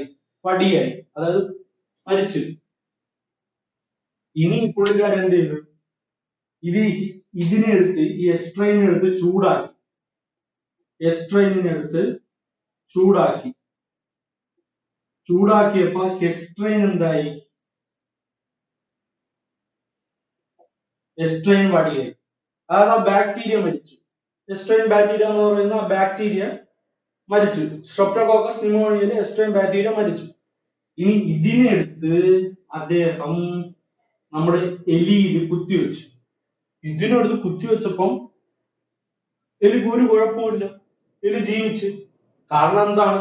നമ്മൾ ഈ കുത്തിവെക്കുന്ന സാധനം, ഈ കുത്തിവെക്കുന്ന ഈ എസ്ട്രെയിനിനെ കൊന്നിട്ട് നമ്മൾ ഇഞ്ചക്ട് ചെയ്യണം. ആ എസ്ട്രെയിനെ കൊന്നിട്ട് ഇഞ്ചക്ട് ചെയ്യുമ്പോൾ എന്താണ്? ഒരു കുഴപ്പമില്ല, എലി ചുമ്മാ അടിച്ചുപൊളിച്ച് പാട്ടൊക്കെ പാടി നടന്നു. അപ്പൊ ഇത് ഇങ്ങനെ സഹിച്ചില്ല. നമ്മൾ ഗ്രിഫിത്ത് എന്ത് ചെയ്തു? ഗ്രിഫിത്തിന് ഇത് സഹിച്ചില്ല. അപ്പൊ ഇങ്ങനെ നമ്മളെ ഗ്രിഫിത്ത് എന്ത് ചെയ്തു? നമ്മുടെ ഗ്രിഫിത്ത് ഈ ചത്തുപോയ എസ്ട്രെയിൻ ബാക്ടീരിയ, അതായത് നമ്മൾ ഹീറ്റ് കിൽഡ് ചെയ്ത എസ്ട്രെയിൻ ബാക്ടീരിയയും നമ്മുടെ ചുമ്മാ പാവത്താനായിട്ടിരിക്കുന്ന ആർസ്ട്രെയിൻ ബാക്ടീരിയ എടുത്ത് മിക്സ് ചെയ്തു, ഒരുമിച്ച് മിക്സ് ചെയ്തു. മിക്സ് ചെയ്തിട്ട് ആർസ്ട്രെയിൻ plus heat killed എസ്ട്രെയിൻ, ആർസ്ട്രെയിൻ plus heat killed എസ്ട്രെയിൻ എടുത്ത് നമ്മുടെ എലിയിൽ കുത്തിവെച്ചു. Plus rat. എലി കുത്തിവെച്ചപ്പം എലി മരിച്ചു. ഷർട്ട് ഇങ്ങോട്ട് ഭയങ്കര അത്ഭുതമായിപ്പോയി. കാരണം ഈ ആർസ്ട്രെയിൻ എന്ന് പറയുന്ന പാവത്താൻ, എസ്ട്രെയിൻ ഹീറ്റ് കിൽഡ് എസ്ട്രെയിൻ എന്ന് പറയുന്ന എസ്ട്രെയിൻ മരിച്ചുപോയി. പക്ഷെ അത് എലി കുത്തിവെച്ചപ്പോ എലി മരിച്ചുപോയി. സാധാരണ എന്താണ്? ഇത് രണ്ടും ഇനാക്റ്റീവ് ആയിട്ടുള്ള ഒരു സ്റ്റേജിലാണ് ഇരിക്കുന്നത്. അപ്പൊ എലി കുത്തിവെക്കുമ്പോ എന്താണ്? എലിക്കൊന്നും സംഭവിക്കാൻ പാടില്ല. പക്ഷെ നേരെ തിരിച്ചാണ് സംഭവിച്ചത്, എലി മരിച്ചുപോയി. എന്ത് ചെയ്യും?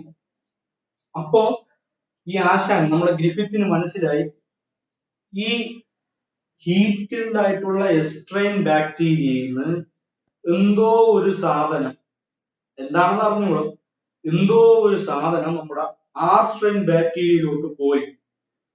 അങ്ങനെയാണ് നമ്മുടെ ആർസ്ട്രെയിൻ ബാക്ടീരിയ എന്തായത്? എസ്ട്രെയിൻ ബാക്ടീരിയ. അതായത് ആർസ്ട്രെയിൻ ബാക്ടീരിയക്കാണ് ജീവനുള്ളത്, അല്ലേ? ആർസ്ട്രെയിൻ ബാക്ടീരിയ ജീവനുള്ളതാണ്, ഇത് മരിച്ചതാണ്, ഇത് മരിച്ച ബാക്ടീരിയ. അപ്പൊ ഇതിന്റെ ശരീരത്തിൽ നിന്ന് എന്തോ ആ ഒരു ന്യൂട്രീഷൻ, ഇതിനൊരു ന്യൂട്രീഷൻ മീഡിയത്തിനായിരിക്കും കൾച്ചർ ചെയ്യുന്നത്. ആ ന്യൂട്രീഷൻ മീഡിയയിലോട്ട് പോയി അതിനെ ഈ എസ്ട്രെയിൻ എടുത്ത് ഉപയോഗിച്ച് അതെന്തായിട്ട് മാറി? എസ്ട്രെയിൻ ആയിട്ട് മാറി.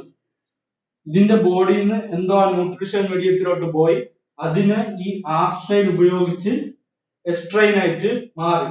ഈ എക്സ്ട്രെയിൻ കാരണമാണ് എലി എന്ത്? വടിയായത്. അപ്പൊ ഈ എന്തോ പോയി എന്ന് പറയുന്നതിന് പകരം, അല്ലെങ്കിൽ സംതിങ്, ആ സംതിങ്ങിന് പകരം ഈ ഗ്രിഫിത്ത് കൊടുത്ത ഒരു വാക്കാണ്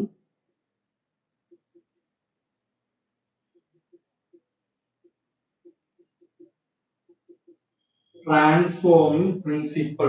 ട്രാൻസ്ഫോമിംഗ് പ്രിൻസിപ്പിൾ എന്ന് പറയുന്നത് ഈ ലോ അല്ല. ഞാൻ നിങ്ങളെ പോലെ പ്ലസ് ടു പഠിച്ചുകൊണ്ടിരുന്ന സമയത്ത് ഞാൻ വിചാരിച്ചത് ഈ ട്രാൻസ്ഫോമിംഗ് പ്രിൻസിപ്പിൾ എന്ന് പറയുന്നത് ഈ ലോയുടെ പേരാണ്. പക്ഷെ അങ്ങനെയല്ല. ഈ എസ്ട്രെയിനിൽ നിന്ന് എന്തോ ആർസ്ട്രെയിനിലോട്ട് പോയി. ആ എന്തോ അല്ലെങ്കിൽ സംതിങ് എന്ന് പറയുന്ന ആ സംഗതിയാണ് നമ്മൾ ട്രാൻസ്ഫോമിംഗ് പ്രിൻസിപ്പിൾ എന്ന് പറയുന്നത്. ഇവ നമ്മുടെ ജീവിതത്തിലായാലും ഇതൊക്കെ നടക്കുന്ന കേസാണല്ലേ. ചുമ്മാ ഇരിക്കുന്ന ഏതെങ്കിലും കുടുംബത്തിൽ ആരെങ്കിലും കയറി ഒന്ന് ഇങ്ങനെ സ്ക്രൂ കയറ്റി വിട്ടുകൊടുക്കും. നിന്റെ ഭർത്താവ് അങ്ങനെയാണ്, അല്ലെങ്കിൽ അമ്മായിയമ്മ ഇങ്ങനെയാണ്, മരുമോൾ ഇങ്ങനെയാണ്, സ്ക്രൂ കയറ്റി വിട്ട് അവിടെ അടി ഉണ്ടാക്കും. അതേപോലെയാണ് നമ്മൾ ഇപ്പൊ ഈ ഹീറ്റ് സ്ട്രെയിൻ ചെയ്തിരിക്കുന്നത്. ചുമ്മാ ഇരുന്ന് ആർഷനെ തിരികേറ്റി, അതായത് എരുതിയിൽ എണ്ണ ഒഴിക്കും എന്നൊക്കെ പറയും പോലെ ആർഷനെ തിരികേറ്റി വിട്ട് എന്ത് ചെയ്ത് എലിയെ കൊല്ലിച്ച്. അപ്പൊ ആ സ്ട്രെയിനിൽ നിന്ന് എന്തോ ഒരു സാധനം ഇങ്ങോട്ട് പോയി. നമ്മളുടെ സാധാരണ ഭാഷയിലൊക്കെ ആണെങ്കിൽ ഇതിനെ കുശുമ്പ് അല്ലെങ്കിൽ അസൂയ എന്നൊക്കെ പറയും. എസ്ട്രെയിനിൽ നിന്ന് അസൂയ അല്ലെങ്കിൽ കുശുമ്പ് ആർഷനിലോട്ട് പോയി അത് നമ്മുടെ എലിയെ കൊന്നു. ഇവിടെ അതിനെ ട്രാൻസ്ഫോമിംഗ് പ്രിൻസിപ്പിൾ എന്നാണ് പറയുന്നത്. അസൂയ അല്ലെങ്കിൽ കുശുമ്പിന് നമ്മൾ ഇവിടെ ട്രാൻസ്ഫോമിംഗ് പ്രിൻസിപ്പിൾ എന്ന് പറയും. ഇതിൽ നിന്ന് എന്തോ ആർഷനിലോട്ട് പോയി അതാണ് നമ്മൾ എലിയെ കൊന്നത്. അപ്പം ഇതാണ് നമ്മുടെ ഗ്രിഫിത്തിന്റെ എക്സ്പെരിമെന്റ്. ഇദ്ദേഹം ഈ എക്സ്പെരിമെന്റ് നടത്തുന്നത് 1928. ഇപ്പൊ നമ്മൾ 1900-ലായിരുന്നു നമ്മൾ നേരത്തെ. അവിടെ നിന്ന് നമ്മൾ ടൈം ട്രാവൽ വെച്ച് മുമ്പോട്ട് വന്ന് 1928-ലായി നമ്മൾ. അങ്ങനെ അദ്ദേഹം എന്തെന്ന് കണ്ടുപിടിച്ചു, ഈ എന്തോ ഒരു സാധനം എസ്ട്രെയിനിൽ നിന്ന് ആർഷനിലോട്ട് പോകും, അല്ലെങ്കിൽ ഒരു എന്തോ ഒരു സാധനം അങ്ങോട്ട് പോകുന്നുണ്ട്. അതാണ് നമ്മളെ അതിന് ഈ ആർഷനിലെ ക്യാരക്ടേഴ്സിനെ മൊത്തം മാറ്റാനുള്ള ഒരു കഴിവുണ്ട് എന്ന് അദ്ദേഹം മനസ്സിലാക്കി.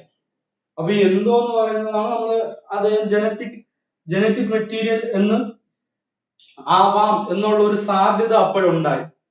ഈ ട്രാൻസ്ഫോമിംഗ് പ്രിൻസിപ്പിൾ ഒരു ജനറ്റിക് മെറ്റീരിയൽ ഗ്രിഫിത്തിന് ശേഷം വന്ന് കുറെ സയന്റിസ്റ്റുകൾ അതിനെ കുറിച്ച് സ്റ്റഡി ചെയ്തപ്പോൾ അവർക്ക് മനസ്സിലായത് ഈ ട്രാൻസ്ഫോമിംഗ് പ്രിൻസിപ്പിൾ ഒരു ജനറ്റിക് മെറ്റീരിയൽ ആവാം. ആ ജനറ്റിക് മെറ്റീരിയൽ ആണ് എസ്ട്രെയിൻ ആർഷനിലോട്ട് പോയി അതിനെ ക്യാരക്ടേഴ്സിനെ മൊത്തം മാറ്റി എസ്ട്രെയിൻ ആക്കി ആറിനെ എസ് ആക്കാൻ ഒരു ജനറ്റിക് മെറ്റീരിയലിനെ കൊണ്ട് സാധിക്കൂ എന്ന് കുറച്ചും കൂടെ കഴിഞ്ഞു വന്ന സയന്റിസ്റ്റുകൾ അത് മനസ്സിലാക്കി. അപ്പൊ അവർ ഈ ട്രാൻസ്ഫോമിംഗ് പ്രിൻസിപ്പിളിനെ ഇതൊരു ജനറ്റിക് മെറ്റീരിയൽ ആണെന്ന് പറഞ്ഞു. ഇനി ഇതൊരു ജനറ്റിക് മെറ്റീരിയൽ ആണെന്ന് കണ്ടുപിടിച്ചിട്ടുണ്ട്. അപ്പൊ ഇനി ഈ ജനറ്റിക് മെറ്റീരിയൽ എന്താണ്, ഏതാണ് ഈ ജനറ്റിക് മെറ്റീരിയൽ? അതിനു വേണ്ടിയിട്ടുള്ള സ്റ്റഡികൾ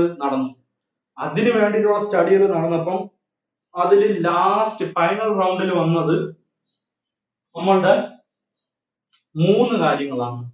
ഏതൊക്കെ? നമ്മുടെ 3 കാര്യങ്ങളാണ് ജനറ്റിക് മെറ്റീരിയൽ ആരാണ് എന്നുള്ള ചോദ്യത്തിന് ഒരു ഉത്തരമായിട്ട് വന്നത്. അത് സയന്റിസ്റ്റ് അല്ല, 3 സയന്റിസ്റ്റ് ഉണ്ട്. സയന്റിസ്റ്റ് കേസല്ല പറയുന്നത്. 3 സംഭവങ്ങൾ, സെല്ലിലുള്ള 3 സംഭവങ്ങളാണ് ഇതിനൊരു സൊല്യൂഷൻ ആയിട്ട്. നമ്മുടെ ഈ ക്വസ്റ്റ്യൻ പേപ്പറിന് ഓപ്ഷൻസ് ഒക്കെ തരുമ്പോൾ 3 ഓപ്ഷൻസ് ആണ് അവർക്ക് കിട്ടിയത് ആ പഠിച്ചുകൊണ്ടിരുന്ന സയന്റിസ്റ്റുകൾക്ക്. അതെന്ന് പറയുന്നത് ഒന്നല്ലെങ്കിൽ RNA, അല്ലെങ്കിൽ DNA, അല്ലെങ്കിൽ പ്രോട്ടീൻ. ഇത് 3-ൽ ഏതെങ്കിലും ആവാം ഈ ജനറ്റിക് മെറ്റീരിയൽ എന്നുള്ള ഒരു കൺക്ലൂഷനിൽ അവര് ഈ ഗ്രിഫിത്തിന് ശേഷം വന്ന സയന്റിസ്റ്റുകൾ കണ്ടുപിടിച്ചു. അപ്പൊ ഇനി ഇത് 3-ൽ ഏതാണ് എന്നാണ് അറിയേണ്ടത്. അതിന് നമ്മുടെ 3 സയന്റിസ്റ്റ് ഒരു എക്സ്പെരിമെന്റ്സ് നടത്തിയത്. ആ എക്സ്പെരിമെന്റ്സ് എന്താണെന്ന് നോക്കാം. അപ്പം ട്രാൻസ്ഫോമിംഗ് പ്രിൻസിപ്പിളും ഗ്രിഫിത്തിന്റെ എക്സ്പെരിമെന്റ്സും എല്ലാവർക്കും മനസ്സിലായെന്ന് തോന്നുന്നു.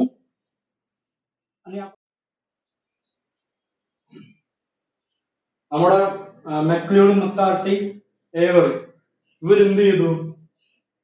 നമ്മുടെ DNA, പ്രോട്ടിയേസ്, RNAs ഈ 3 എൻസൈംസിനെ എടുത്തിട്ട് നമ്മുടെ ഗ്രിഫിത്ത് നേരത്തെ ചെയ്ത പരിപാടി എന്ന് ചെയ്യും. ഗ്രിഫിത്ത് നേരത്തെ എന്താണ് ചെയ്തത്?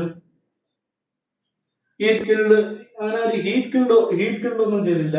ആ ഹീറ്റ് കിൽഡ് ചെയ്തിട്ട് ഇവര് അത് നേരത്തെ പറഞ്ഞൊരു സാധനം RNAസിനെയും ആർഷൈൻ ബാക്ടീരിയയും ഹീറ്റ് കിൽഡ് എസ്ട്രെയിൻ ബാക്ടീരിയയും ഇൻജെക്ട് ചെയ്തെന്ന് പറഞ്ഞല്ലോ. അതില് ആദ്യം ഇവര് ഹീറ്റ് കിൽഡ് എസ്ട്രെയിൻ ബാക്ടീരിയയില് RNAസും പ്രോട്ടിയേസ് എൻസൈമും ഉപയോഗിച്ചു. അപ്പൊ എന്താണ്? RNAയും നശിച്ചുപോയി, പ്രോട്ടീനും നശിച്ചുപോയി. പിന്നെ ആദ്യം അവര് DNA RNAs ഉപയോഗിച്ചെന്ന് വിചാരിച്ചു. DNA-സും RNA-സും ഉപയോഗിച്ച് അപ്പോൾ DNA RNA നശിച്ചു പോയി, പ്രോട്ടീൻ മാത്രമേ ഉള്ളൂ. എന്നിട്ട് എസ്ട്രെയിൻ ബാക്ടീരിയയും ഹീറ്റ് എസ്ട്രെയിൻ ബാക്ടീരിയയും ആസ്ട്രെയിൻ ബാക്ടീരിയയും മിക്സ് ചെയ്ത് മൗസിൽ ഇഞ്ചക്ട് ചെയ്തപ്പോൾ മൗസിന് ഒന്നും പറ്റിയില്ല. ആ സമയം നമ്മൾ നോട്ട് ചെയ്യുന്നത് DNA-യും RNA-യും നശിച്ചു പോയി, പ്രോട്ടീൻ മാത്രമേ ഉള്ളൂ. ഫസ്റ്റ് കേസ് ആണ് അത്. രണ്ടാമത്തെ കേസ് എന്ന് പറയുന്നത് അവര്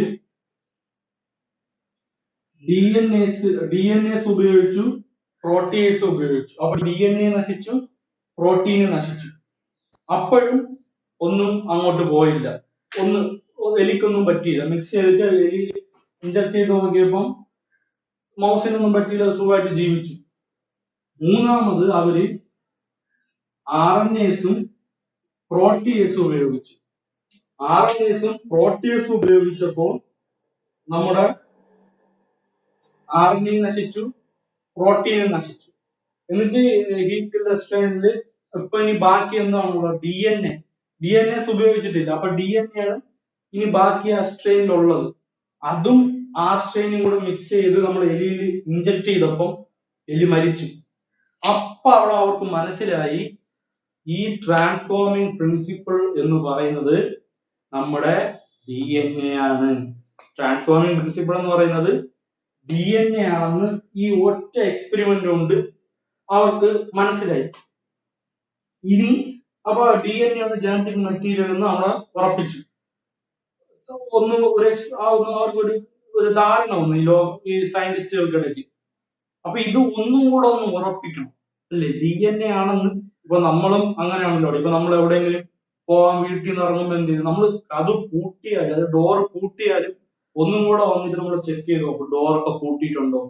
അതുപോലെ ഇത് ഒന്നും കൂടെ ഒന്ന് കൺഫേം ചെയ്യാൻ വേണ്ടിയിട്ട് അടുത്ത രണ്ട് സയന്റിസ്റ്റുകളും കൂടെ വന്നു ഇതിനൊന്ന് സപ്പോർട്ട് ചെയ്ത് കൊടുത്തു. അവരാണ് നമ്മുടെ ഹേഷെ ആൻഡ് ചേസ്. ഈ രണ്ട് എക്സ്പെരിമെന്റ്, ഇവർ രണ്ടുപേരുമാണ് അടുത്ത എക്സ്പെരിമെന്റ്സ് നടത്തിയത്. അവരുടെ എക്സ്പെരിമെന്റ്സ് എന്താണെന്ന് നമുക്ക് നോക്കാം.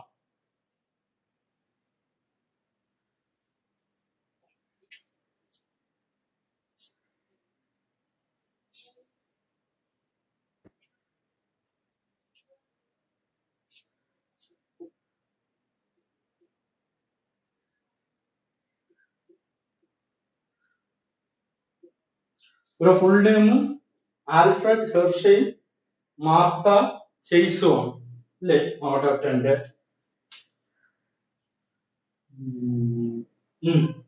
Alfred Hershey, Martha chase. ഇവര് നമ്മുടെ 1952-ലാണ് വന്നത്. നമ്മുടെ നേരത്തെ പറഞ്ഞ 3 പേര്, ഏവറി, മക്ലിയോഡ്, മെക്കാർട്ടി, അവര് 1933 ആണെങ്കിൽ ഇവരൊരു 20 വർഷത്തിന് ശേഷമാണ് ഈ എക്സ്പെരിമെന്റ്സ് നടത്തിയത്. അതായത് 1952-ൽ ഇവര് നടത്തിയ ഈ എക്സ്പെരിമെന്റ്സ് ആണ് DNA ആണ് നമ്മുടെ ജനറ്റിക് മെറ്റീരിയൽ എന്ന് പക്ക ഉറപ്പിച്ചത്. ഇവർ നടത്തിയ എക്സ്പെരിമെന്റ്സ് എന്താണെന്ന് ഒന്ന് നോക്കാം. നമുക്ക് എല്ലാവർക്കും അറിയാം, എല്ലാവരും ബാക്ടീരിയോഫേജസ് എന്ന് കേട്ടിട്ടുണ്ടായിരുന്നു. നമ്മൾ ഈ വൈറസിനെ തന്നെയാണ് നമ്മൾ ബാക്ടീരിയോഫേജസ് എന്ന് പറയുന്നത്. അതില് 2 ടൈപ്പ് വൈറസ് ഉണ്ട്. ഡെക്സ്ട്രോയോ ഉണ്ട്, റിട്രോയോ ഉണ്ട്. റിട്രോ വൈറസിന് RNA ആയിരിക്കും അതിന്റെ ജനറ്റിക് മോളിക്യൂൾ, അതിൽ DNA കാണൂല. മനസ്സിലായില്ലേ? RNA-യും ഒരു പ്രോട്ടീനും, അതായിരിക്കും റിട്രോ വൈറസിന്റെ ഒരു ജനറ്റിക് മെറ്റീരിയൽ ആയിട്ട് ഇങ്ങനെ. അതായത് വേറെ ഓർഗനൽസോ ഫ്ലൂയിഡ്സോ അങ്ങനെ വേറെ ഒന്നുമില്ല. ഒരു പ്രോട്ടീനും ഒരു RNA-യും അത് മാത്രമേ കാണത്തുള്ളൂ.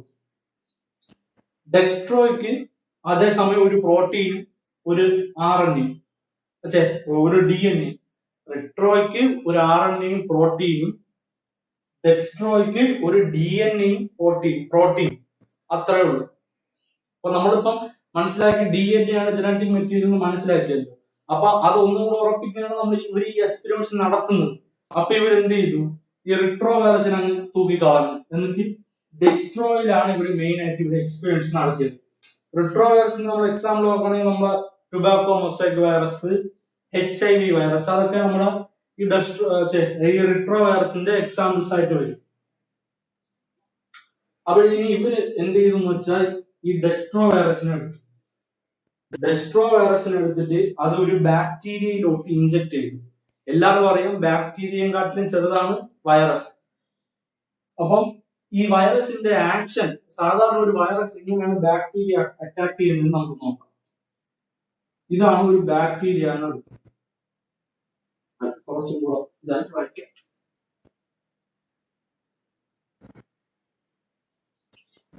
ഇതാണ് നമ്മുടെ ഒരു ബാക്ടീരിയ.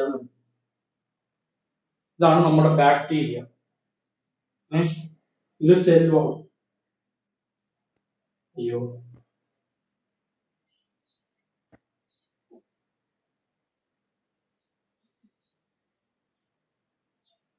ഇത് നമ്മുടെ ബാക്ടീരിയയുടെ സെൽ വാൾ. എല്ലാവർക്കും അറിയായിരിക്കും ബാക്ടീരിയ സെൽ വാള് നമ്മൾ ഗ്ലൈക്കോ കാലിക്സ് കൊണ്ടാണ് ഉണ്ടായിരിക്കുന്നത്. ഗ്ലൈക്കോ കാലിക്സ് കൊണ്ടാണ് ഉണ്ടാക്കിയിരിക്കുന്നത്. അപ്പൊ നമ്മുടെ താരം വരെയാണ് വൈറസ് വെച്ച്. വൈറസ് വരുമ്പോൾ അതിന് ഒരു പ്രോട്ടീൻ കോഡുണ്ട്, പിന്നെ ഒരു ജനറ്റിക് മെറ്റീരിയൽ ഉണ്ട്. ഇത് അതിന്റെ മിഷനറി ആണെന്ന് വിചാരിച്ചു. ആ പടം വരയ്ക്കാൻ വലിയ എക്സ്പെർട്ട് ഒന്നും അല്ല. ഞാൻ ചുമ്മാ നിങ്ങൾക്ക് മനസ്സിലാവാൻ വേണ്ടി ഒരു പടം വരച്ചിരിക്കുന്നേ ഉള്ളൂ. നിങ്ങൾ ടെസ്റ്റിലെ പടം നോക്കിക്കോണം. ഇത് കറക്റ്റ് പടം, ഒരു ഉദ്ദേശം പടം വരച്ചതാണ്. ഇതൊക്കെ ഇതിന്റെ പ്രോട്ടീനാണ്. ഇതൊക്കെ പ്രോട്ടീനാണ്. ഇതൊക്കെ ഇതിന് ലാൻഡ് ചെയ്യാനുള്ള ഒരു ബാക്ടീരിയയിൽ ലാൻഡ് ചെയ്യാനുള്ള ഒരു മിഷനറി, അല്ലെങ്കിൽ ഒരു അതിന്റെ കാലായിട്ട് നമുക്ക് എടുക്കാം. അതെല്ലാം പ്രോട്ടീനാണ്. ഇതിനാകെപ്പാടുള്ള പ്രോട്ടീൻ ഉണ്ടാക്കിയിരിക്കുന്ന ഒരു ബോഡിയും DNA മോളിക്യൂൾ. ഡെക്സ്ട്രോ വൈറസ് ആണ് ഇത്. ഇതെന്ത് ചെയ്യുമെന്ന് വെച്ച് കഴിഞ്ഞാൽ ഇതിന്റെ നമ്മുടെ ഈ കൊതുവിനൊക്കെ നീഡിലുണ്ടല്ലോ, മോസ്കിറ്റോയ്ക്ക് നീഡിൽ പോലെ ഇതിനൊരു നീഡിലുണ്ട്.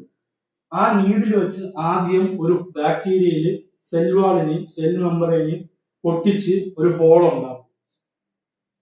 ഹോൾ ഉണ്ടാക്കിയിട്ട് എന്ത് ചെയ്യുമെന്ന് വിചാരിച്ചാൽ ഇവിടെ ഇതുണ്ട്.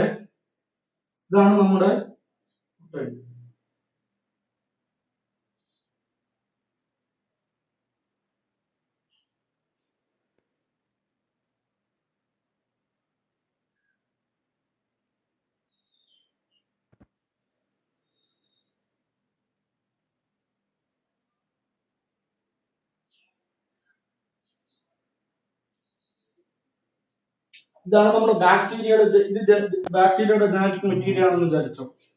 ഇവര് എന്ത് ചെയ്യും, ബാക്ടീരിയോഫേജസ് എന്ത് ചെയ്യും, ഇവരെ ജനറ്റിക് മെറ്റീരിയലിനെ ആദ്യം ബാക്ടീരിയ ജനറ്റിക് മെറ്റീരിയലിലോട്ട് കയറ്റും. അപ്പൊ ഇതാണ്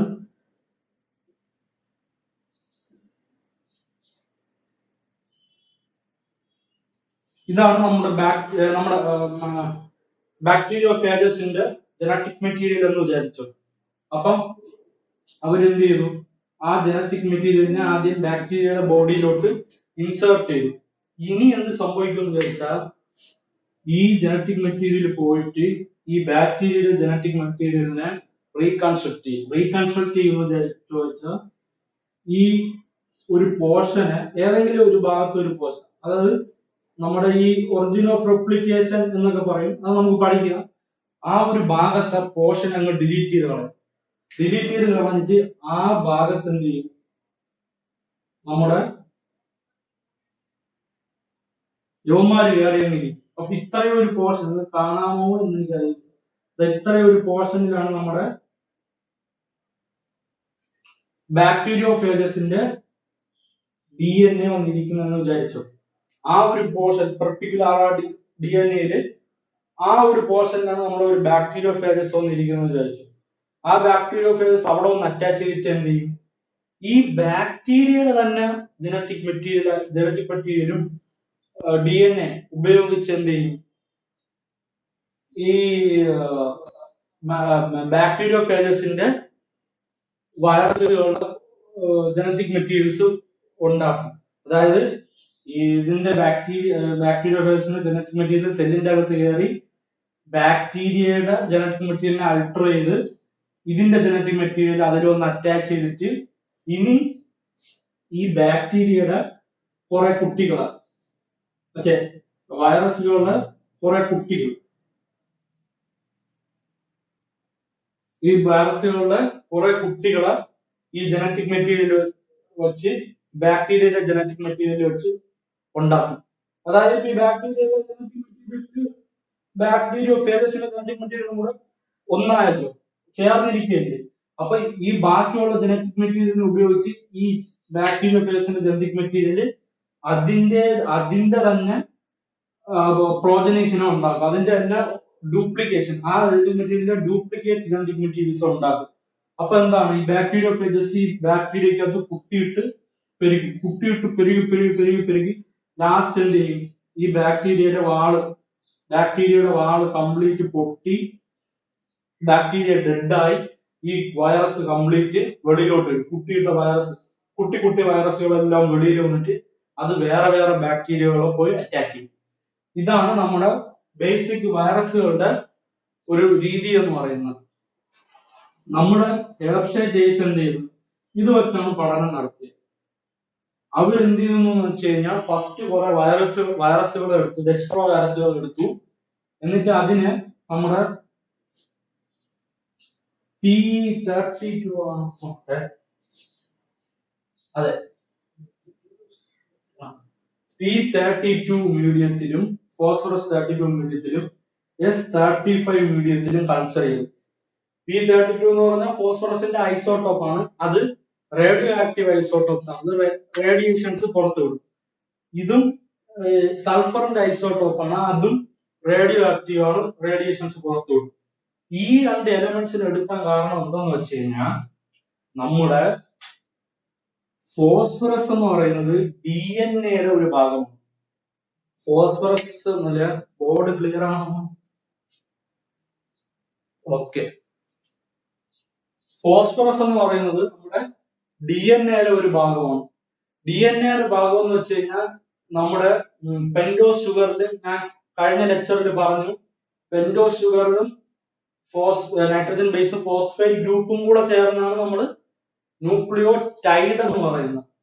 അപ്പൊ ആ ന്യൂക്ലിയോടൈഡിന്റെ ഭാഗമായിട്ട് വരുന്നത് ഫോസ്ഫറസ് ആണ്. അപ്പൊ ഈ റേഡിയോ ആക്റ്റീവ് ഫോസ്ഫറസിൽ മീഡിയത്തിൽ നമ്മൾ ഈ ബാക്ടീരിയോഫേജസിനെ കൾച്ചർ ചെയ്ത് കഴിഞ്ഞാൽ ഈ ബാക്ടീരിയോഫേജസ്, അതായത് വൈറസുകളുടെ DNA അല്ലെങ്കിൽ ജനറ്റിക് മെറ്റീരിയലില് നമ്മുടെ ഫോസ്ഫറസ് വരും. റേഡിയോ ആക്റ്റീവ് ഫോസ്ഫറസിന്റെ കണ്ടന്റ് അവിടെ വരും. ആ വൈറസുകളുടെ ജനറ്റിക് മെറ്റീരിയൽ വരും. ഇനി റേഡിയോ ആക്റ്റീവ് സൾഫർ എടുത്തതിന്റെ കാര്യം എന്ന് പറഞ്ഞു കഴിഞ്ഞാൽ നമ്മുടെ പ്രോട്ടീൻസില് ഈ അമിനോ ആസിഡ്സിനെ പരസ്പരം ജോയിൻ ചെയ്യുന്നത് സൾഫർ ബോണ്ട് വെച്ചിട്ടാണ്. ഈ പ്രോട്ടീൻസിൽ നമ്മൾ ട്രാൻസ്ക്രിപ്ഷൻ ഒക്കെ പഠിക്കുമ്പോൾ അവിടെ പഠിക്കും, രണ്ട് അമിനോ ആസിഡ്സിനെ പരസ്പരം ജോയിൻ ചെയ്തിരിക്കുന്നത് സൾഫർ ബോണ്ട് വെച്ചിട്ടാണ്. അപ്പൊ ആ സൾഫർ റേഡിയോ ആക്റ്റീവ് സൾഫർ മീഡിയത്തിൽ വളർത്തുമ്പോൾ അവിടെ എന്ത് സംഭവിക്കും, ആ ഉണ്ടാവുന്ന സൾഫർ ബോണ്ടുകൾ എന്ന് പറയുന്നത് റേഡിയോ ആക്റ്റീവ് സൾഫർ ആയിരിക്കും. ഇനി ഇതിനൊരു മീഡിയത്തിൽ ഇതിനെ എടുത്തിട്ട് ഒരു മീഡിയത്തിൽ കൾച്ചർ ചെയ്യാണ് ഈ ബാക്ടീരിയ, അടുത്ത ഒരു ഈ വൈറസുകളെ ഒരു മീഡിയത്തിൽ കൾച്ചർ ചെയ്യുന്നു, ഈ വൈറസുകളെ ഒരു മീഡിയത്തിൽ കൾച്ചർ ചെയ്യുന്നു. ഇനി ഇവർ എന്താണ് ചെയ്തതെന്ന് വെച്ച് കഴിഞ്ഞാൽ കുറെ ഈക്കോളൈ ബാക്ടീരിയ എടുത്തു. എന്നിട്ട് അതില് നമ്മുടെ ഇതാണ് ഈക്കോളൈ ബാക്ടീരിയ, അതില് നമ്മളുടെ ഫോസ്ഫറസ് 32 കൾച്ചർ ചെയ്ത വൈറസുകളെ അറ്റാക്ക് ചെയ്യാൻ പറ്റും. അടുത്ത് കുറെ ബാക്ടീരിയ ഈക്കോളൈ ബാക്ടീരിയ കൾച്ചർ ചെയ്തിട്ട് നമ്മുടെ റേഡിയോ ആക്റ്റീവ് സൾഫറിൽ വളർന്ന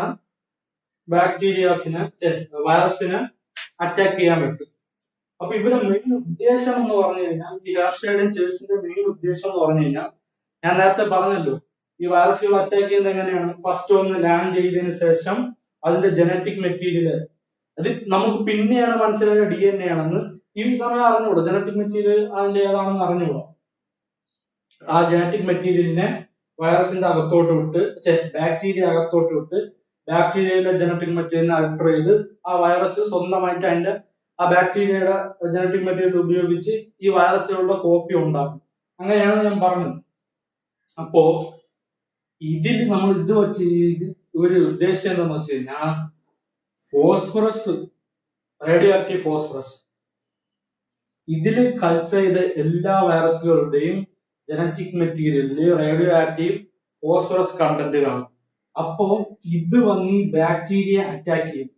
അറ്റാക്ക് ചെയ്തിട്ട് ഉണ്ടാവുന്ന വൈറസുകളിൽ, കുട്ടി വൈറസുകളിൽ റേഡിയോ ആക്റ്റീവ് ഫോസ്ഫറസിന്റെ കണ്ടന്റ് ഉണ്ടെങ്കിൽ അതിനർത്ഥം ഈ വൈറസിൽ നിന്നും ട്രാൻസ്ഫർ ആയി പോയത് DNA മോളിക്യൂളാണ്. മനസ്സിലായല്ലോ? അതായത് ഈ ബാക്ടീരിയ ഇരിക്കുന്നു, ഇതിൽ നമ്മൾ റേഡിയോ ആക്റ്റീവ് ഫോസ്ഫറസ് കൾച്ചർ ചെയ്ത വൈറസുകളെ ഈ ബാക്ടീരിയ അറ്റാക്ക് ചെയ്ത് ഈ ബാക്ടീരിയ പൊട്ടി ഇതിൽ നിന്നും വെളിയിൽ വരുന്ന കുട്ടി വൈറസ്, വൈറസ്, ആ കുട്ടി വൈറസിനെ നമ്മൾ സെൻട്രിഫ്യൂഗേഷൻ ചെയ്ത് നോക്കുമ്പോൾ അവിടെ നമുക്ക് റേഡിയോ ആക്റ്റീവ് ഫോസ്ഫറസ് കണ്ടന്റ് വരികയാണെങ്കിൽ എന്താണ് ഈ പാരന്റ് വൈറസ്, അത് ബാക്ടീരിയ അറ്റാക്ക് ചെയ്ത പാരന്റ് വൈറസിൽ നിന്നും ബാക്ടീരിയയിലോട്ട് പോയത് നമ്മുടെ DNA മോളിക്യൂൾ ആയിരിക്കും. മനസ്സിലായി? അതുപോലെ ഈ സൾഫറിന്റെ കേസ് എടുക്കാം. സൾഫറിന്റെ കേസ് എടുത്തു കഴിഞ്ഞാൽ ഇത് ബാക്ടീരിയ വൈറസുകൾ നമ്മൾ ഇതിലോട്ട് അറ്റാക്ക് ചെയ്യാൻ വേണ്ടി ഈ ബാക്ടീരിയ ഡെഡായി പുറത്തു വരുന്ന കുട്ടി വൈറസുകളില് റേഡിയോ ആക്റ്റീവ് സൾഫർ കണ്ടന്റ് ആണ് ഉള്ളതെങ്കിൽ അവിടെ വൈറസിൽ നിന്നും ബാക്ടീരിയയിലോട്ട് പോയത് പ്രോട്ടീൻ ആയിരിക്കും. മനസ്സിലായില്ലേ? ഇവിടെ റേഡിയോ ആക്റ്റീവ് ഫോസ്ഫറസ് കണ്ടന്റ് വരികയാണെങ്കിൽ വൈറസിൽ നിന്നും ഇതിലോട്ട് പോയത് DNA ആയിരിക്കും. ഇവിടെ കുട്ടി വൈറസുകളിൽ നമുക്ക് റേഡിയോ ആക്റ്റീവ് സൾഫർ ആണ് കിട്ടുന്നതെങ്കിൽ അതിന്റെ അവിടെ അർത്ഥം നമ്മൾ ഇവിടെ ജനറ്റിക് മെറ്റീരിയൽ ആയിട്ട് ഈ ബാക്ടീരിയയുടെ അകത്തോട്ട് കയറിയത് വൈറസിന്റെ പ്രോട്ടീൻ ലെയർ ആയിരിക്കും. അപ്പൊ നേരത്തെ ഞാൻ പറഞ്ഞതുപോലെ തന്നെ ഒരു എക്സ്പെരിമെന്റ്സ് നടത്തിയപ്പോൾ ഇവർക്ക് കിട്ടിയതെന്ന് വെച്ച് കഴിഞ്ഞാൽ റേഡിയോ ആക്റ്റീവ് ഫോസ്ഫറസ് ആണ്. കിട്ടിയത് റേഡിയോ ആക്റ്റീവ് ഫോസ്ഫറസ് ആണ്. അതിൽ നിന്നും ഇവർ കൺഫേം ചെയ്തു genetic material is DNA. Genetic material is DNA. ഈ ഒരു സ്റ്റഡിയിലാണ് നമ്മൾ ജനറ്റിക് മെറ്റീരിയൽ DNA ആണെന്നുള്ള ഒരു കൺഫർമേഷനിൽ എത്തിച്ചേർന്നത്. ഇനി നമുക്ക് ചെറിയൊരു സംഭവം കൂടെ നോക്കാം. അതായത് നമ്മൾ ഈ DNA RNA തമ്മിലുള്ള വ്യത്യാസം. അതായത് എല്ലാവർക്കും അറിയായിരിക്കും DNA ഡബിൾ സ്ട്രാൻഡഡ് ആണ്, RNA സിംഗിൾ സ്ട്രാൻഡഡ് ആണ്. അപ്പോ DNA ഡബിൾ സ്ട്രാൻഡഡ് ആയതുകൊണ്ട് തന്നെ RNA കാട്ടിലും ഹൈലി സ്റ്റേബിൾ ആണ്. RNA സിംഗിൾ സ്ട്രാൻഡ് ആണ്, അതുകൊണ്ട് അത് അൺസ്റ്റേബിൾ ആണ്. അൺസ്റ്റേബിൾ ആയിട്ടിരിക്കുമ്പോൾ എന്താണ്, അത് വേറെ ഏതെങ്കിലും മോളിക്യൂളുമായിട്ട് റിയാക്ട് ചെയ്ത് അതിന്റെ രൂപമാറ്റം വന്നുകൊണ്ടിരിക്കും. അതായത് ഇപ്പൊ നമുക്ക് വരുന്ന ഈ കൊറോണ വൈറസിന്റെ ഒക്കെ ജനറ്റിക് മെറ്റീരിയൽ എന്ന് പറയുന്ന RNA ആണ്. അതാണ് നമ്മളിപ്പോ വാർത്തയിൽ കേൾക്കുന്ന ജനിതക മാറ്റം വന്ന കോവിഡ് വൈറസ് ഇപ്പൊ എല്ലാം പരന്ന് തുടങ്ങിയിട്ടുണ്ട്, അതിന് ഭയങ്കര സ്പ്രെഡിങ് കപ്പാസിറ്റി കൂടുതലാണ് എന്നൊക്കെ നമ്മൾ കേൾക്കുന്നില്ലേ. അതെന്ന് പറയുന്നത് അതിന്റെ ജനറ്റിക് മെറ്റീരിയൽ RNA ആയതുകൊണ്ടാണ്. RNA പെട്ടെന്ന് രൂപമാറ്റം വരും, ഹൈലി അൺസ്റ്റേബിൾ ആണ്. പക്ഷെ DNA ആ സമയം ഹൈലി സ്റ്റേബിൾ ആണ്. ഇനി നമുക്ക് അപ്പൊ ആ സംഗതി മനസ്സിലായല്ലോ. പക്ഷേ DNAക്ക് സ്വന്തമായിട്ട് ഒന്നും ചെയ്യാനുള്ള കഴിവില്ല. മനസ്സിലായില്ലേ? അതായത് ഇപ്പൊ ഒരു പ്രോട്ടീൻ ഉണ്ടാക്കണമെങ്കിൽ അതിന് നമ്മുടെ RNAയുടെ സഹായം വേണം. RNA ഇല്ലാതെ DNAക്ക് പ്രോട്ടീൻ സിന്തസിസ് ചെയ്യാൻ പറ്റൂല. കാരണം അടുത്ത് നമ്മൾ പഠിക്കും ട്രാൻസ്ക്രിപ്ഷൻ എന്നൊക്കെ പറഞ്ഞ് നമ്മൾ പഠിക്കും. ട്രാൻസ്ക്രിപ്ഷൻ, ട്രാൻസ്ലേഷൻ എന്നൊക്കെ നമ്മൾ പറഞ്ഞ് പഠിക്കും. അതില് DNAയിൽ നിന്നും RNA പ്രോട്ടീൻ ഉണ്ടാകുന്ന DNAയിൽ നിന്ന് ഒരു mRNA കോപ്പി നമ്മളെ സൈറ്റോപ്ലാസമിൽ പോയിട്ട് പിന്നെ അതിനെയാണ് അതിൽ നിന്നാണ് കോഡ് ചെയ്ത് നമ്മളെ എന്താണോ നമുക്ക് ആവശ്യം, ഹോർമോണോ എല്ലാം പ്രോട്ടീൻ ആണ്, അമിനോ ആസിഡ്സ്, പ്രോട്ടീൻസ് ആണ് പ്രോട്ടീൻസ്, എൻസൈം എൻസൈം, ഹോർമോൺസ് എങ്കിൽ ഹോർമോൺസ്, അങ്ങനെ ഉണ്ടാക്കുന്നത് ഈ DNA സ്പ്ലിറ്റപ്പ് ആയി അതിൽ നിന്ന് ഒരു mRNA കോപ്പി ഉണ്ടാക്കി അങ്ങനെയാണ് പോകുന്നത്. അപ്പം RNA ഇല്ലാതെ DNAക്ക് ഒന്നും ചെയ്യാൻ പറ്റൂല. അതുപോലെ തന്നെ നമ്മള് അതായത് DNA ചുരുക്കി പറഞ്ഞാൽ DNA ഇൻഡിപെൻഡന്റ് എക്സിസ്റ്റൻസ് DNAക്ക് ഇല്ല. DNA RNAയിൽ ഡിപ്പെൻഡന്റ് ആണ്. ഓക്കെ, നമ്മൾ എവല്യൂഷൻ പരമായി നോക്കുകയാണെങ്കിൽ നമ്മുടെ RNA ആണ് ആദ്യം ഇവോൾവ് ആയത്. RNA ആണ് ആദ്യം ഇവോൾവ് ആയത്. കാരണം DNAക്ക് സിംഗിൾ എക്സിസ്റ്റൻസ് ഇല്ലാന്ന് ഞാൻ നേരത്തെ പറഞ്ഞല്ലോ. അത് RNA ഉണ്ടെങ്കിൽ DNAക്ക് എന്തെങ്കിലും ചെയ്യാൻ പറ്റും, എക്സ്പ്രസ് ചെയ്യാൻ പറ്റും. അപ്പൊ അതുകൊണ്ട് തന്നെ അതിൽ നിന്ന് നമുക്ക് ഒരു ഇത് മനസ്സിലാക്കാം, ആദ്യം ഇവോൾവ് ചെയ്തത് RNA ആണ്. എന്നിട്ട് RNA എന്നാണ് നമ്മുടെ DNA ഇവോൾവ് ആയി വന്നത്. അപ്പം നമ്മുടെ ലെക്ചർ ഇത്രേ ഉള്ളൂ. എല്ലാവർക്കും ഇത് മനസ്സിലായി എന്ന് ഞാൻ വിചാരിക്കുന്നു. ഇനി എന്ത് ഡൗട്ട് ഉണ്ടെങ്കിലും, ഈ പഠിപ്പിച്ചതിൽ എന്ത് ഡൗട്ട് ഉണ്ടെങ്കിലും നമുക്ക് താഴെ കമന്റ് ബോക്സ് ഉണ്ട്, അവിടെ കൊടുക്കാം. ഞാൻ എല്ലാ കമന്റ്സിനും, നിങ്ങൾ ചോദിക്കുന്ന എല്ലാ ഡൗട്ട്സിനും ഞാൻ എന്റെ മാക്സിമം റിപ്ലൈ തരാൻ ശ്രമിക്കുന്നതാണ്. ഇല്ലെങ്കിൽ എനിക്ക് അതിന് പറ്റിയില്ല എന്നുണ്ടെങ്കിൽ ഞാൻ ആ ഡൗട്ട്സ് എല്ലാം ചേർത്ത് ഒരു വീഡിയോ ആക്കി ചെയ്യുന്നതാണ്. അപ്പം ഈ വീഡിയോ ഇഷ്ടപ്പെട്ടെങ്കിൽ ലൈക്ക് ചെയ്യുക, നിങ്ങളുടെ ഫ്രണ്ട്സിനെല്ലാം ഷെയർ ചെയ്യുക, പിന്നെ സബ്സ്ക്രൈബ് ചെയ്യുക. സബ്സ്ക്രൈബ് ചെയ്യാൻ മറക്കരുത്. നിങ്ങൾ എനിക്ക് തരുന്ന ഏറ്റവും വലിയൊരു സപ്പോർട്ടാണ് സബ്സ്ക്രിപ്ഷൻ എന്ന് പറയുന്നത്. സബ്സ്ക്രൈബ് ചെയ്താൽ, സബ്സ്ക്രൈബ് ലൈക്കും ഒക്കെ നിങ്ങൾ തന്നാലേ എനിക്ക് ഇനിയും വീഡിയോസ് ചെയ്യാനുള്ള ഒരു മോട്ടിവേഷൻ കിട്ടത്തുള്ളൂ. അപ്പോൾ ലൈക്ക് ചെയ്യുക, സബ്സ്ക്രൈബ് ചെയ്യുക. ഇഷ്ടപ്പെട്ടില്ലെങ്കിൽ ഡിസ്ലൈക്ക് ചെയ്യുക. പക്ഷേ ഡിസ്ലൈക്ക് ചെയ്യാനുള്ള കാരണം കമന്റ് ബോക്സിൽ ടൈപ്പ് ചെയ്യുക. അപ്പോ എന്റെ പേര് ആദി നിരഞ്ജൻ. അടുത്തൊരു വീഡിയോയുമായി അടുത്ത ലെക്ചറിൽ കാണാം. ബൈ.